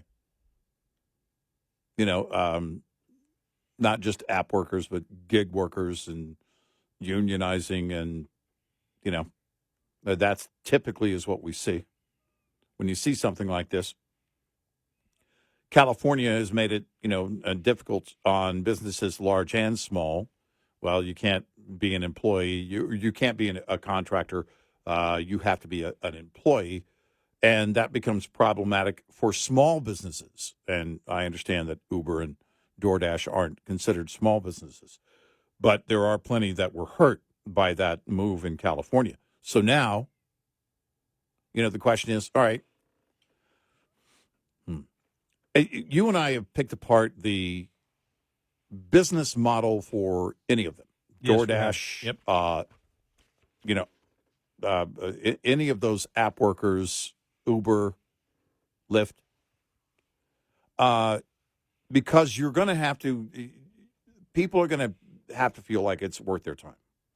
They have to be incentivized. I don't know how many of them are full-time. I don't have that number in front of me with any given company or service. But they do go, a lot of them are doing this for that extra money, or maybe somebody else in the family is doing it when they weren't working and they're just going to do it part-time. And I was reading a story the other day that said that with DoorDash, they get $2.50 per order plus the tip, whatever tip you give them. And a lot of people don't tip well. I tip well, but there's only so much that it's going to cover. I'm thinking to myself, I'm doing the math, right? They're bringing it from a restaurant or convenience store or whatever. And I'm thinking, okay, if that person is coming from here, one day they drove, it was a haul. Because you can see on the map where they are and where they're delivering it from. And I'm like, well, there's one of those restaurants very close to my house. But that's not the way it works. And so they're driving, and it's like, okay, when they got there and they left it and everything was intact and all that, I increased my tip. DoorDash didn't used to allow that. Now they do. You can increase the tip. I was like, no, I got to throw in more money, because to me, that wasn't a great deal for that driver. It was a good deal for me. And lesson learned, I probably won't order from that place again because it doesn't make any sense. And you can do that, but a lot of people don't tip at all. In fact, there was a story about how some of the Walmart delivery people are getting their tip taken away. In other words, they're what did they call that? I forget. There's a name for it, but they basically post that they're going to tip, and then all of a sudden you can go in and up to 24 hours after you get your delivery from Walmart, you can change that amount. And people are doing that and then making the tip zero. So they incentivize them, tip baiting. That's what they call it. So they bait them. Yeah. So they bait them with like a $10, $12. If I've got a grocery order of $100, $150, I'm probably going to tip at least $10, because we're talking about going to the store, rounding all this stuff up, and then bringing it all the way to my doorstep. Not just, I don't go out to their car and get it and bring it in like I would with my car. And so if I'm paying for that, I know I'm paying for a premium, and I do want to incentivize, for the whoever's going to bring it to get everything right and do what they can in that regard. But I didn't even know you could do it. I just saw this story the other day where people do that, and then they pretend like they're going to give you a big tip. Walmart needs to change that. Oh, absolutely. Ability. That's a bad business model. Right. And if those workers are getting ripped off, I don't know what Walmart pays them to do that otherwise. I don't know. I just now saw the story the other day on DoorDashers. There was a different type of scam for DoorDashers. And in that story, they said that the DoorDashers get $2.50 plus tip on each order. That's not a ton of money. I've always, from the beginning, and you and I, when Uber and Lyft started, and they were just taking passengers, you and I asked the question. We said, and it's the same thing, and dealing with drivers, especially independent truck drivers, as long as we have, basically the incarnation of our show way back in 1969. We know enough that the independent, driver out there keeps, the ones that are successful keep track of every single expense and deduct everything. Cost per mile. Right. Yep. I was really interested, and I'm still interested, because I get into conversations with every Uber or Lyft driver that picks me up. Yeah. Every single one. Yeah. Now, I've taken Uber way more, and it's just because it just happened that way, and then you've got the rating on it. It's sort of like if you fly in an airlines, you're building up points. But if you've got a good rating and they know you've done a lot of trips, they're more likely to pick you up. And I want to keep that high rating because I I probably use Uber, I'm going to say 5 or 6 times a year. Right. And I tip very well for Uber because I want them to go, that's a 5, pick them up. Right. Yeah. You know, why are they a 5? If they've been, if they've been with, the company for a significant period of time, odds are they tip better. And the fact is, I just don't take Uber to go around the corner. When I want it, I got to have that ride, and I got to have it now. Yeah. And so that's why I tip well there. I get into conversations with all the drivers. Mm-hmm. I love talking to the rideshare drivers. Mm-hmm. And we get into the business. The ones that are part-time don't do any accounting. The ones that I've come, the vast majority that I'll look and I'll say, whoa, 6,000, 7,000 rides you've given? Mm-hmm. So do you keep all of your expenses? Oh, yeah, I know what my cost per mile is and everything. Right. And okay, those are the ones, because they look at it and say, I'm a small business person. The reason I would never do it is because,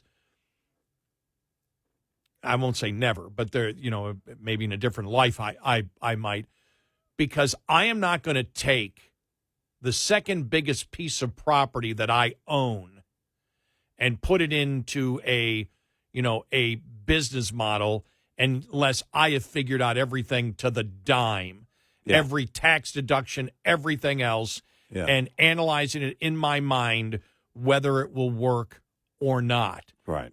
And so it's me, my car.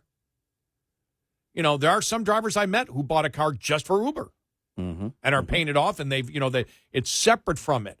Right. The vast majority of part-timers do not. Right.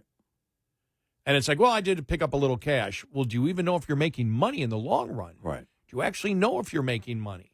Right. Would be the question that I would have. I look at it and say, I would much rather be hired by a company and they're paying me for what I do. Mm-hmm. The car, there's no piece of property that I own involved in it or not. Whenever you add more to it, I always worry about, all right, what are the consequences of doing that?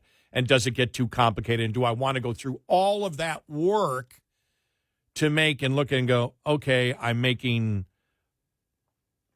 $35,000 a year. Right. Sorry, I can go make $50,000. I can make $104,000 if Barbara Lee wins the Senate in California. Exactly.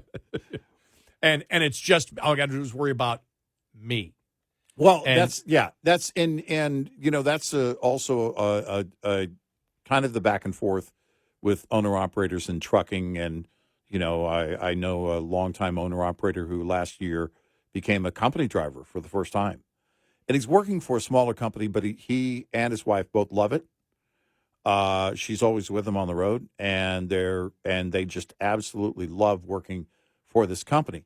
They loved their independence as independent owner-operators. But the trucking industry has been in a recession for quite some time, and there's not a great outlook for the immediate future. And so there are choices being made.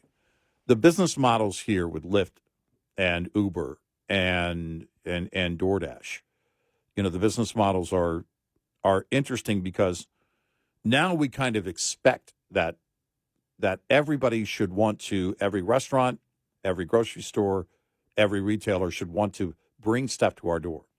One of the things that Jeff Bezos did in building out now his fleet, which is larger than UPS, they're now, the top carrier.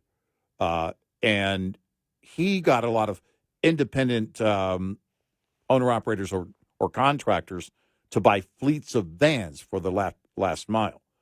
So those Amazon vans that you see coming into your neighborhood, that's where, okay, that small business owner now is in charge of that. But that driver, as you mentioned, is working for that small business owner. They're not a contractor. But there are others that will tell you, and Wall Street Journal had a story about a guy who was doing that, and he said, no, it was easier for me to, in fact, more profitable for me to do it in my private car and do it 3 or 4 hours a day. They pay me to do one route every day, and get packages delivered for Amazon. And the pay is a lot greater than when I was driving an Amazon van. Those are I don't know what Uber does. I don't know what Lyft does. I don't know what DoorDash does to make it a greater incentive, because I don't know what people are willing to pay, especially right now when inflation is so high and people are slowing down on that kind of spending. I've slowed way down on that kind of spending. I have, I would rather make something at home than spend too much money if it's not the value. And when you're ordering, on DoorDash, it's more expensive to have it delivered. You're paying for a premium. And right now, a lot of people just don't have the money for that kind of thing, and they don't have the money for a tip above that. If they do order, they don't tip. And my thought is, well, if you don't have the money for the tip, then maybe you choose not to order, because that's part of the service being there down the road. If more and more people quit tipping, there won't be anybody to deliver that food. The service is gone. So I look at it that way.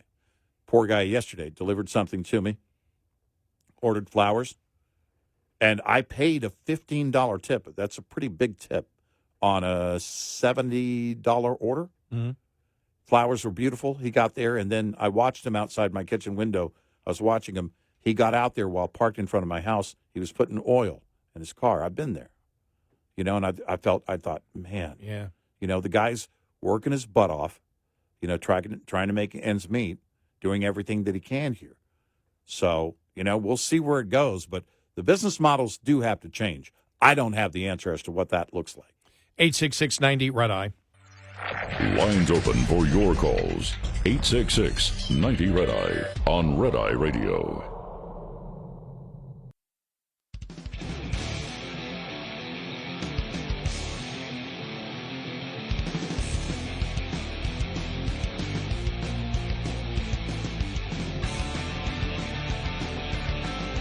It's Red Eye Radio. He's Eric Harley, and I'm Gary McNamara. Good morning. Jon Stewart back on The Daily Show, and liberals not happy. Yeah, he came out swinging, didn't he? I don't know. He came back to be a quiet quitter. Well, no, you know what it is? The Jon Stewart and what you were debating 8-9 years ago when he left is complete. The Democratic Party is a completely different political party than it was even 8 years ago. Oh, yeah. Yeah, by far. They are so incredibly radical, and I've always sensed that he was more of an old school liberal. Yeah. Jon Stewart. We'll get to that coming up.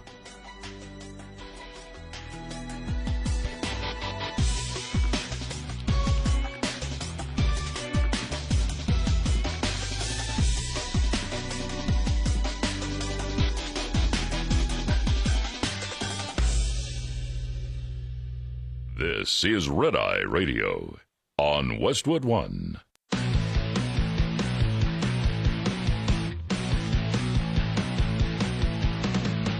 Now, it's Red Eye Radio. Gary McNamara and Eric Harley talk about everything from politics to social issues and news of the day. Whether you're up late or you're just starting your day, welcome to the show. From the Uniden America Studios, this is Red Eye Radio. All across America and around the world, we are Red Eye Radio. Good morning. Thank you so much for being here. Thank you. Thank you. How is everybody? What's up? Happy Valentine's Day. Oh, yeah, that's right. Happy Valentine's Day. Happy Valentine's Day. Everybody out there. Love and love and... Love is love. In a nation led by a president who just loves his son. Well, I'll say this.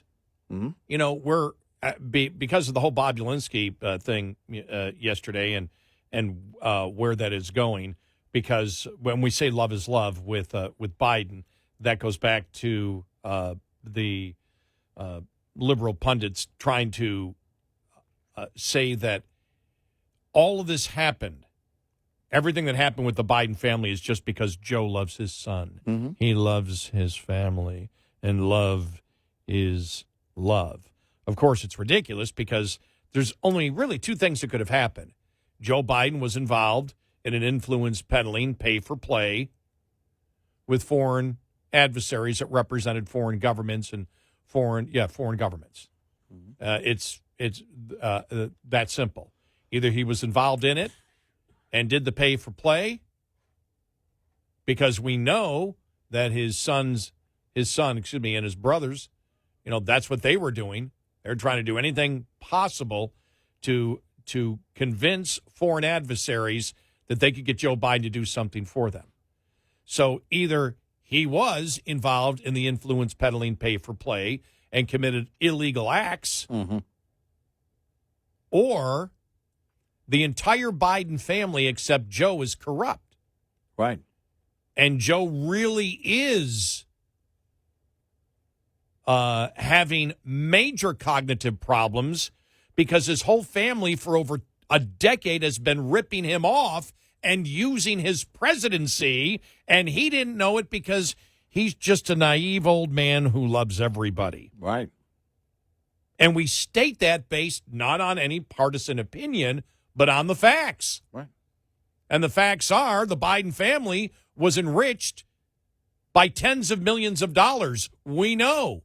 The bank accounts were set up. The LLCs were set up to funnel the money to all members of the Biden family, which means the entire Biden family knew that they were getting rich from foreign entities and foreign governments off of Joe Biden, and they were all in on, hey, let's tell all these foreign governments that Joe will do stuff for them and we'll take their money,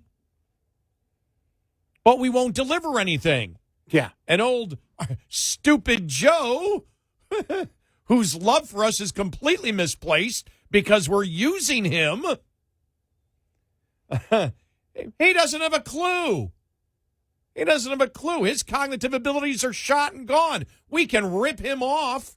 We can destroy his name. We can run it through the mud because he loves us, and apparently we don't love him. Tell me where I'm wrong.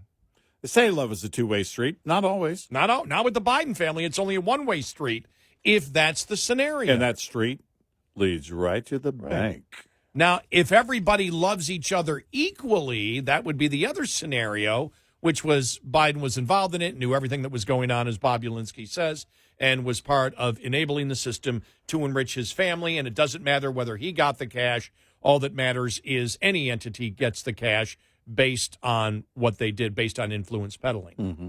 And everybody knows it. You're a Democrat. You can't debate that, and you know it. Well, there's no one really on the left that's pushing back on Bobulinski. No one. And I think part of that Yet. And I think part of that is what we have said about the GOP when they started moving on this whole impeachment inquiry thing, even before the official impeachment inquiry started. Well, they didn't know, those on the left didn't know what the GOP had. Well, even further with Bobulinski, they have no idea what evidence he might bring. Oh, that's a great point. And so they know the general stuff. Right. So you don't know what he has and the whole and I mean, none of us know. We're going to learn it, but you can't come out and go full on against him when it could be damaging and you could lose big time when you're defending Joe Biden and you really don't even need to defend Joe Biden. And so I think that's where they are right now. I think that's why on the left it's so quiet, because they can't pounce just yet. A few can. On the surface you can. It's all lies, blah, blah, blah. Didn't happen, blah, blah, blah, blah, blah. Well, now it's as Bobulinski himself pointed out in his opening statement yesterday, this is there's the threat of penalty against him if he's lying. So you can act on that if you think he's lying. If you've got evidence that Bobulinski is lying, if you're a Democrat, then bring it. and they know they can't touch this yet.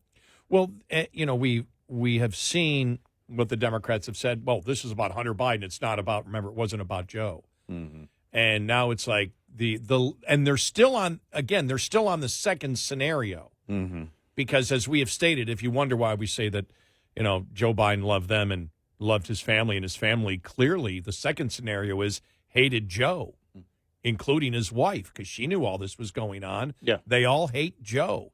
That's the other scenario they're trying to convince you of, because that's what you got when they could no longer say, because we all know Biden was lying about knowing about his son's business. That's been gone. The goalposts have been moved even further than the meme I've seen of the Buffalo Bills stadium, where now the goalposts are moved like 5 feet one way, so it won't go right, and it will go right in there. I mean, that's how far the goalposts have moved further than that for the whole Biden administration, or Joe Biden and his family, not the Biden administration, and so because the fallback position became, all right, it was an illusion of influence peddling. Mm-hmm. That's all it was.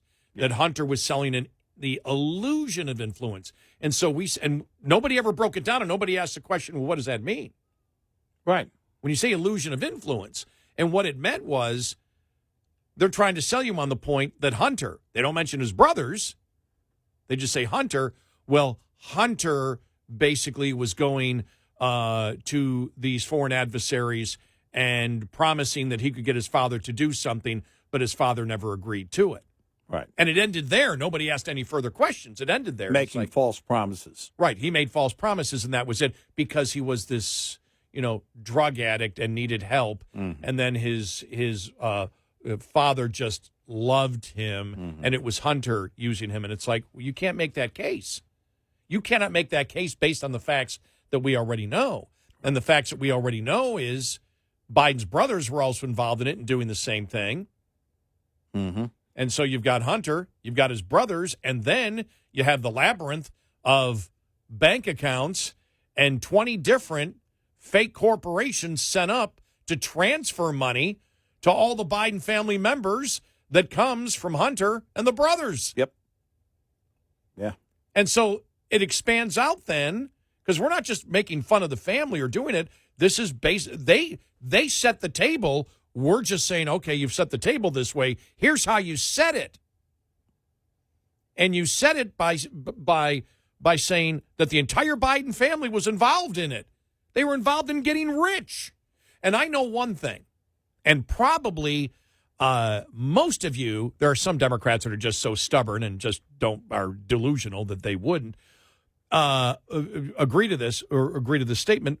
But if all of a sudden, I'll put it, for example, my brother came to me and said, what's your bank account?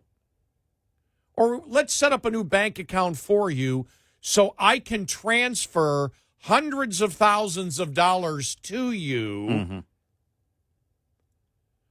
Of course, my response is going to be, yeah, okay, thanks, bro. And then I turn around and walk away and ask no other questions. Yeah. Yeah.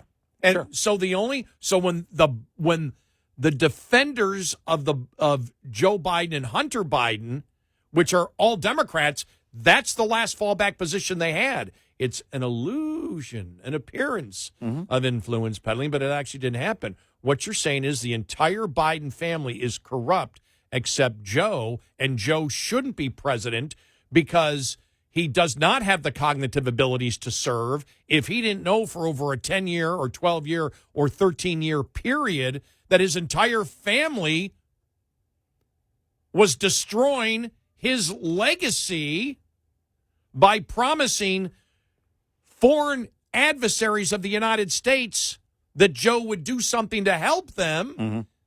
And they were just taking all this money for over a decade, giving it to the entire family, and Joe had no idea. He had no idea his entire family's ripping him off. And even with that scenario out there public from Democrats, Joe apparently has not asked that question to his family. Why were you ripping me off? Because it didn't happen that way. That's why. Scenario number 2. He gets more done in an hour than any of us do all day. Right. But doesn't know that his entire family is ripping him off? Right.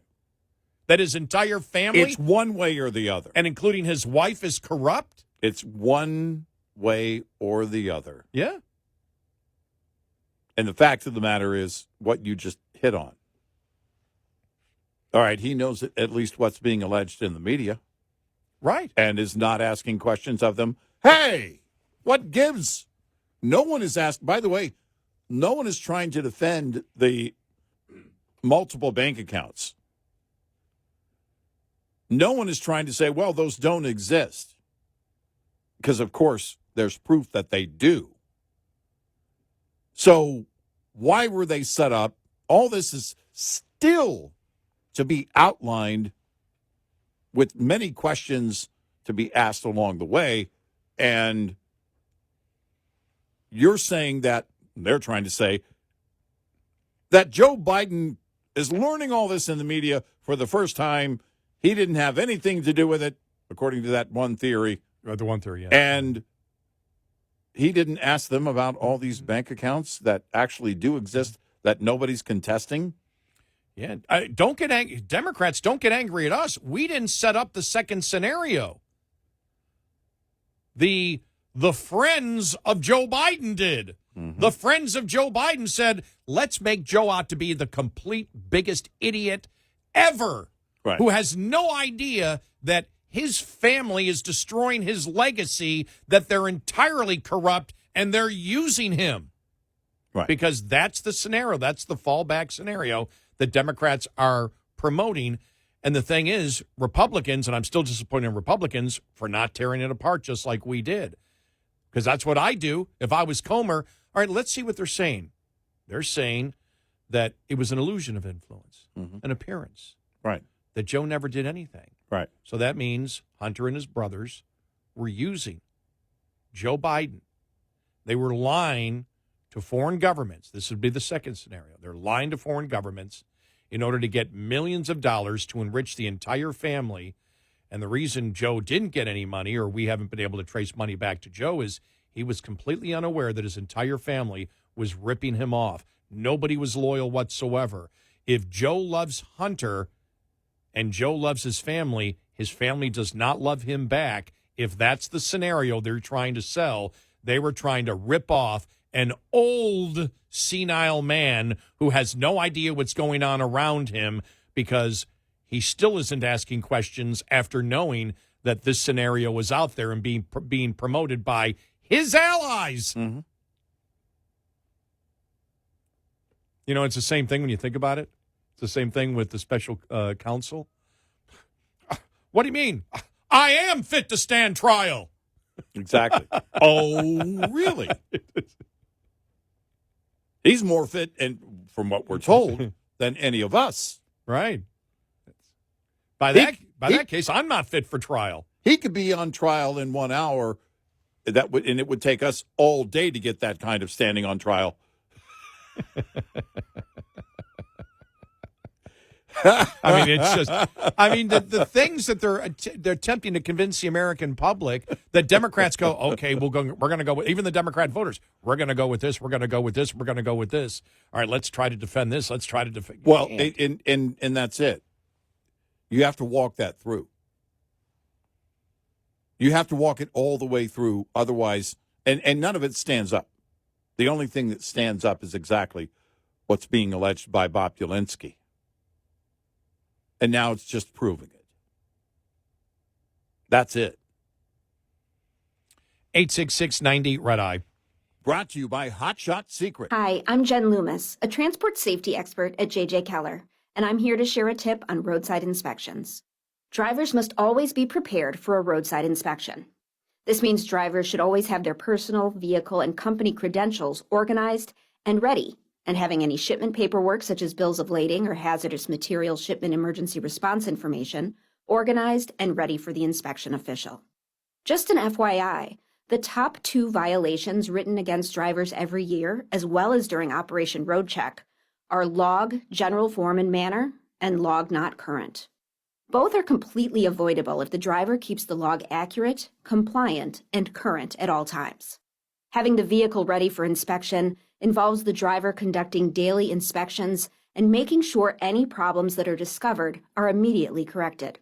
Vehicle readiness also requires the company to make sure that the vehicle is current on all scheduled maintenance and that the maintenance schedule is adequate. This will make sure the driver is being given a sound vehicle to start with. This tip was brought to you by J.J. Keller and Associates. Visit us at jjkeller.com. Get in touch with Red Eye Radio, toll free at 866-90-RED-EYE.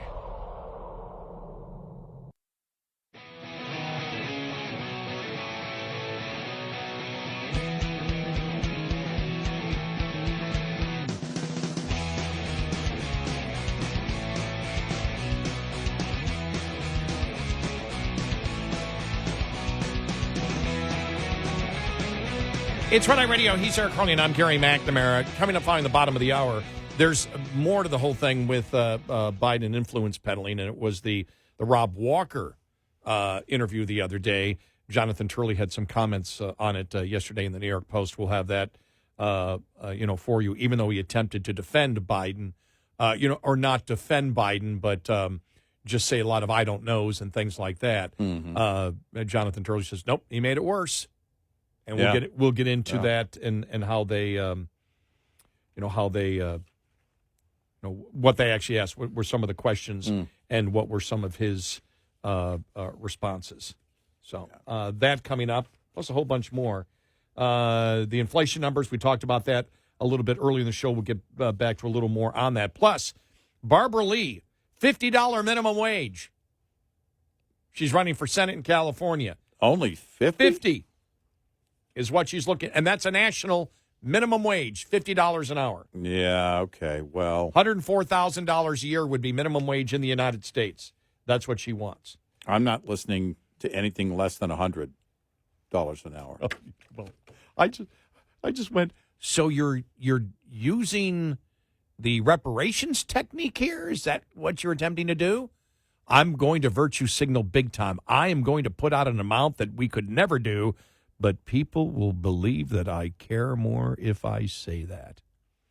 Interesting, and we talked about the minimum wage, and especially fast food restaurants, going up to $20? Yeah, in California, going up in April to $20 an hour in California. It doesn't matter how much, doesn't matter that they've got higher salaries in California. Right. Why is the poverty rate still greater? Because it doesn't matter what your wage is.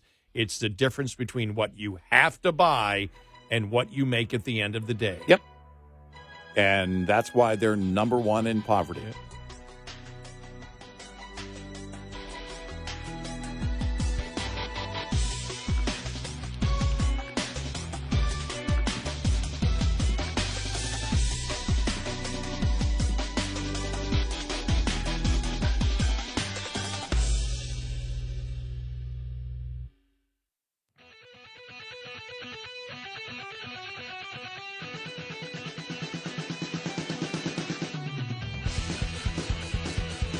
More listeners not now than now, depending on when now is. Red Eye Radio. And he is Eric Harley, and I'm Gary McNamara. So reading here, Jonathan Turley wrote in the New York Post. Turley, if people don't know, we've quoted him quite frequently. And the thing that makes him most interesting is the fact that he is the one guy. Dershowitz is somebody else who does it. I don't believe he does it as good as Turley does. But Turley, who is a Democrat, will look at the legal aspects and say, this is why it's bad. He is a Democrat. Did not vote for Trump, but has defended Trump on legal aspects and constitutional aspects, saying it doesn't matter whether it's Trump. Is this legal? Is it constitutional or whatever? And he does it in a very, I think, calm way whenever he speaks. But he had a piece in the New York Post. Hunter Biden had interesting name, witness testifies, in D.C. That's enough. An interesting name, he has it in quotes. Those are the three words by Biden family associate Rob Walker. Could well be the epitaph for Hunter Biden and his uncle James Biden. Walker was explaining why Hunter was repeatedly pushed forward as the face of their pitches to the Chinese and other countries. And in his interview with the House investigators, Walker struggled to protect President Biden while confirming critical aspects of earlier testimony from such associates as Devin Archer that they were selling the Biden brand. The brand included Uncle James Biden, whom Walker described as a snake. Is that how they're going to justify that it was all James Biden's fault? It was his brother's fault. Yeah. He's the mastermind that ripped off Aha. the unsuspecting Joe Biden.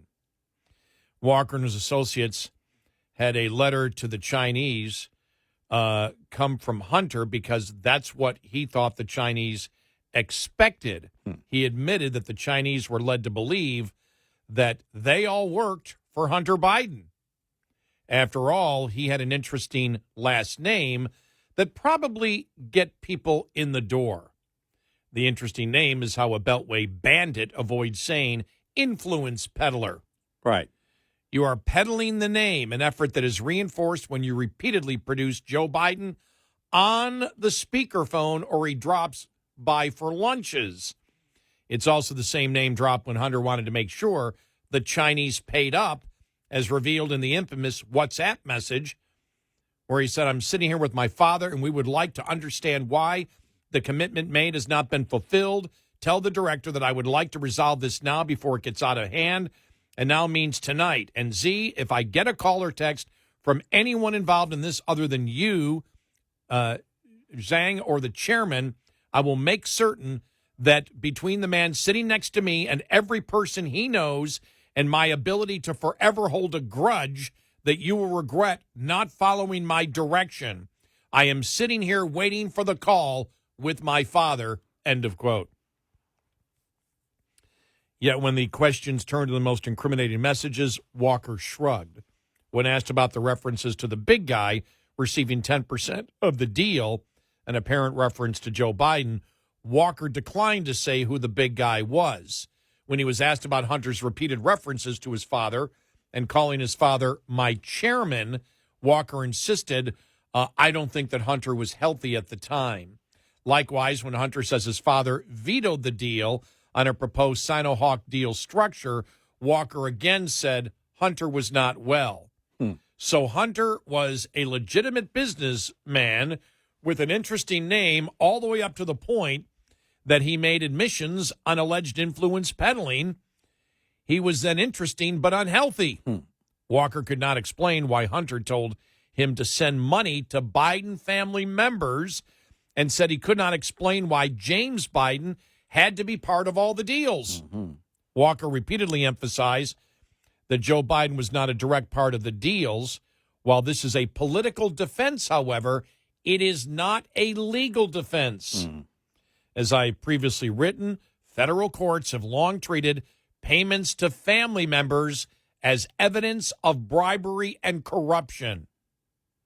Indeed, I was lead counsel in the last judicial impeachment in the Senate when Democratic senators voted to convict a judge on payments and gifts going to the children of the judge.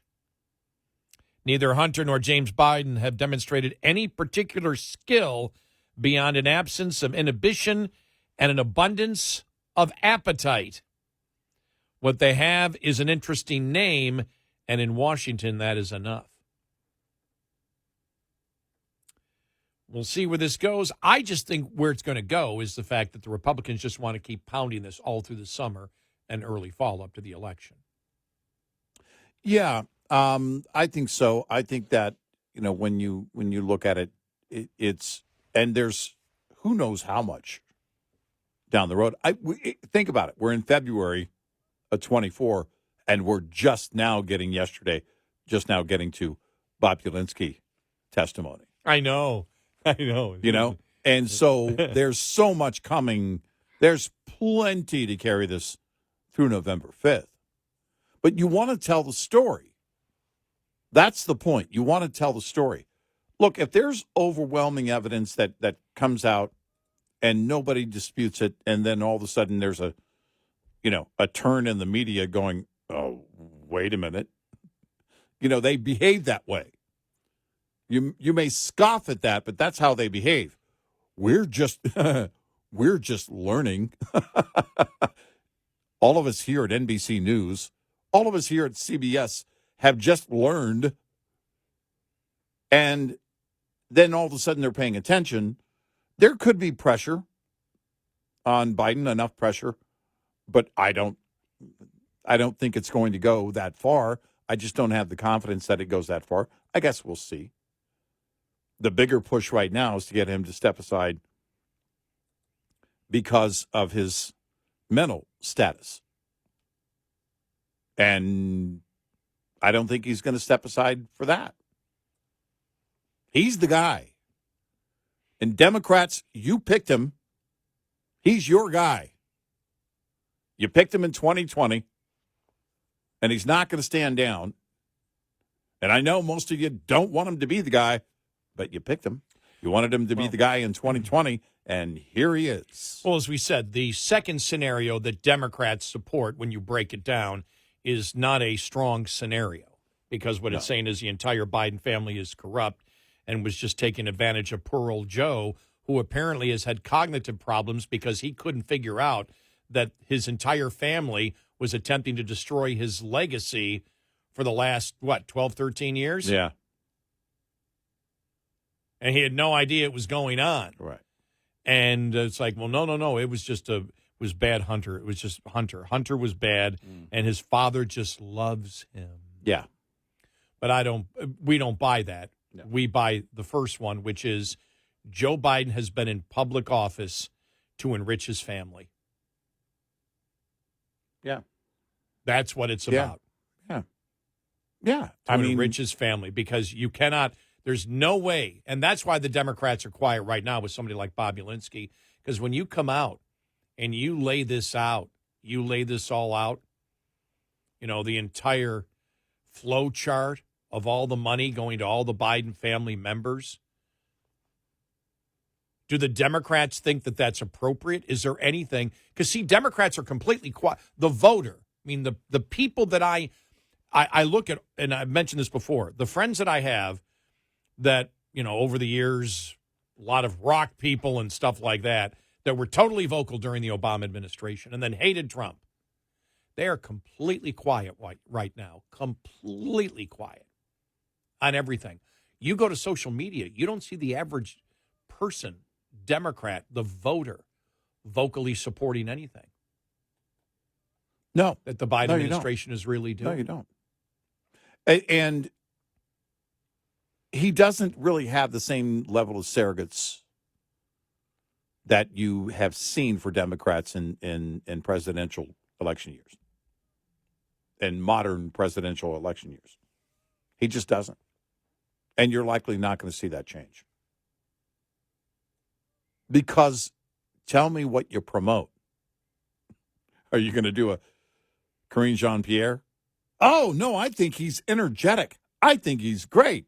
I think, nope, better just to ignore it. Well, one of the problems is they're going to run ads on this because now it's a legitimate. You can't say you could never say, for Biden, if you play the cuts of him messing up, oh, how could you do that to this sweet old man? Because you're not doing it to a sweet old man, you're doing it to the President of the United States. Right. If you're doing it, if you're just doing it, if somebody started mocking my father, who's 97 years old, because he's not as quick as he was, 10 years ago, I might get angry. But if my father was the President of the United States, I'd be looking at it in a completely different way. Yeah. Because I'd be saying, well, no, they're criticizing Dad. It's, it's like he doesn't drive.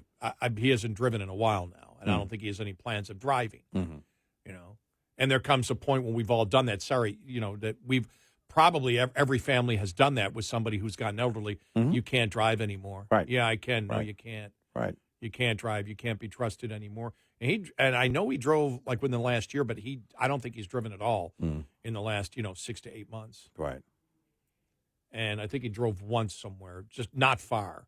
But there are just certain things, that you can't do. But the RNC. Let me just play a little bit of this here. The RNC has got this ad out now, or just not an ad. It's just they got it. You can find it online. It's going viral, and it is just Joe Biden making statement after statement.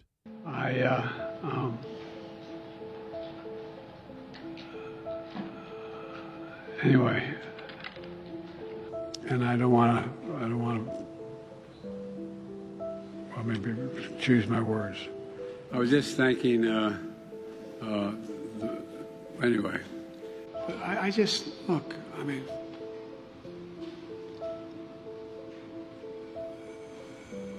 Putin's kleptocracy. Yeah, it was in January after being elected. The late January, early February.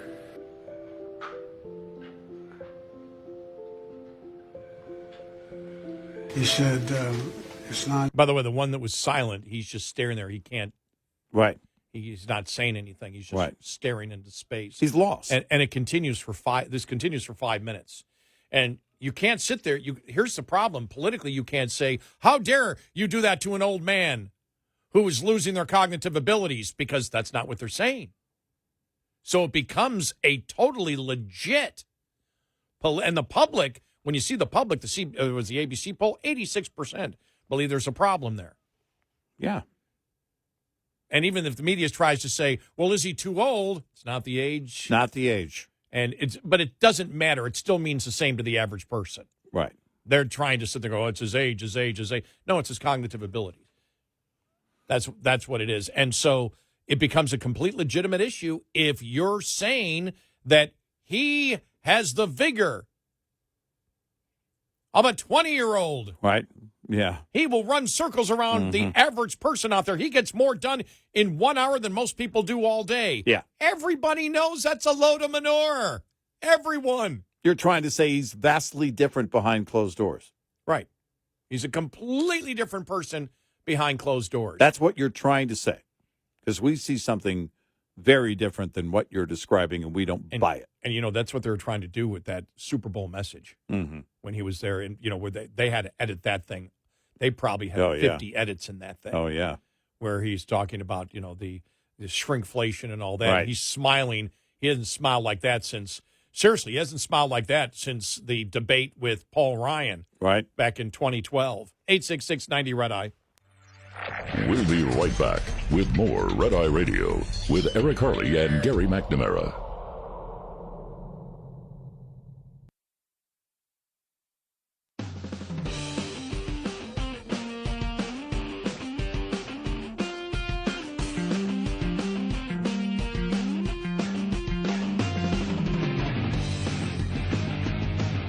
It's Red Eye Radio. He's Eric Harley and I'm Gary McNamara. So, minimum wage was a topic at the Senate debate in California on Monday night, and Representative Barbara Lee, who wants to take that Senate seat, defended her previous advocacy for a $50 minimum wage. Yeah, that would be the federal minimum wage. We here in Red Eye Radio believe that's totally unacceptable.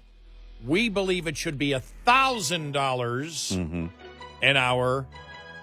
And by saying that, well, don't look at me and say that's impossible. All we care about is we care more. That's right. Because our number is bigger. 50 is nothing. You can't raise a family and drive a luxury car on $50 an hour.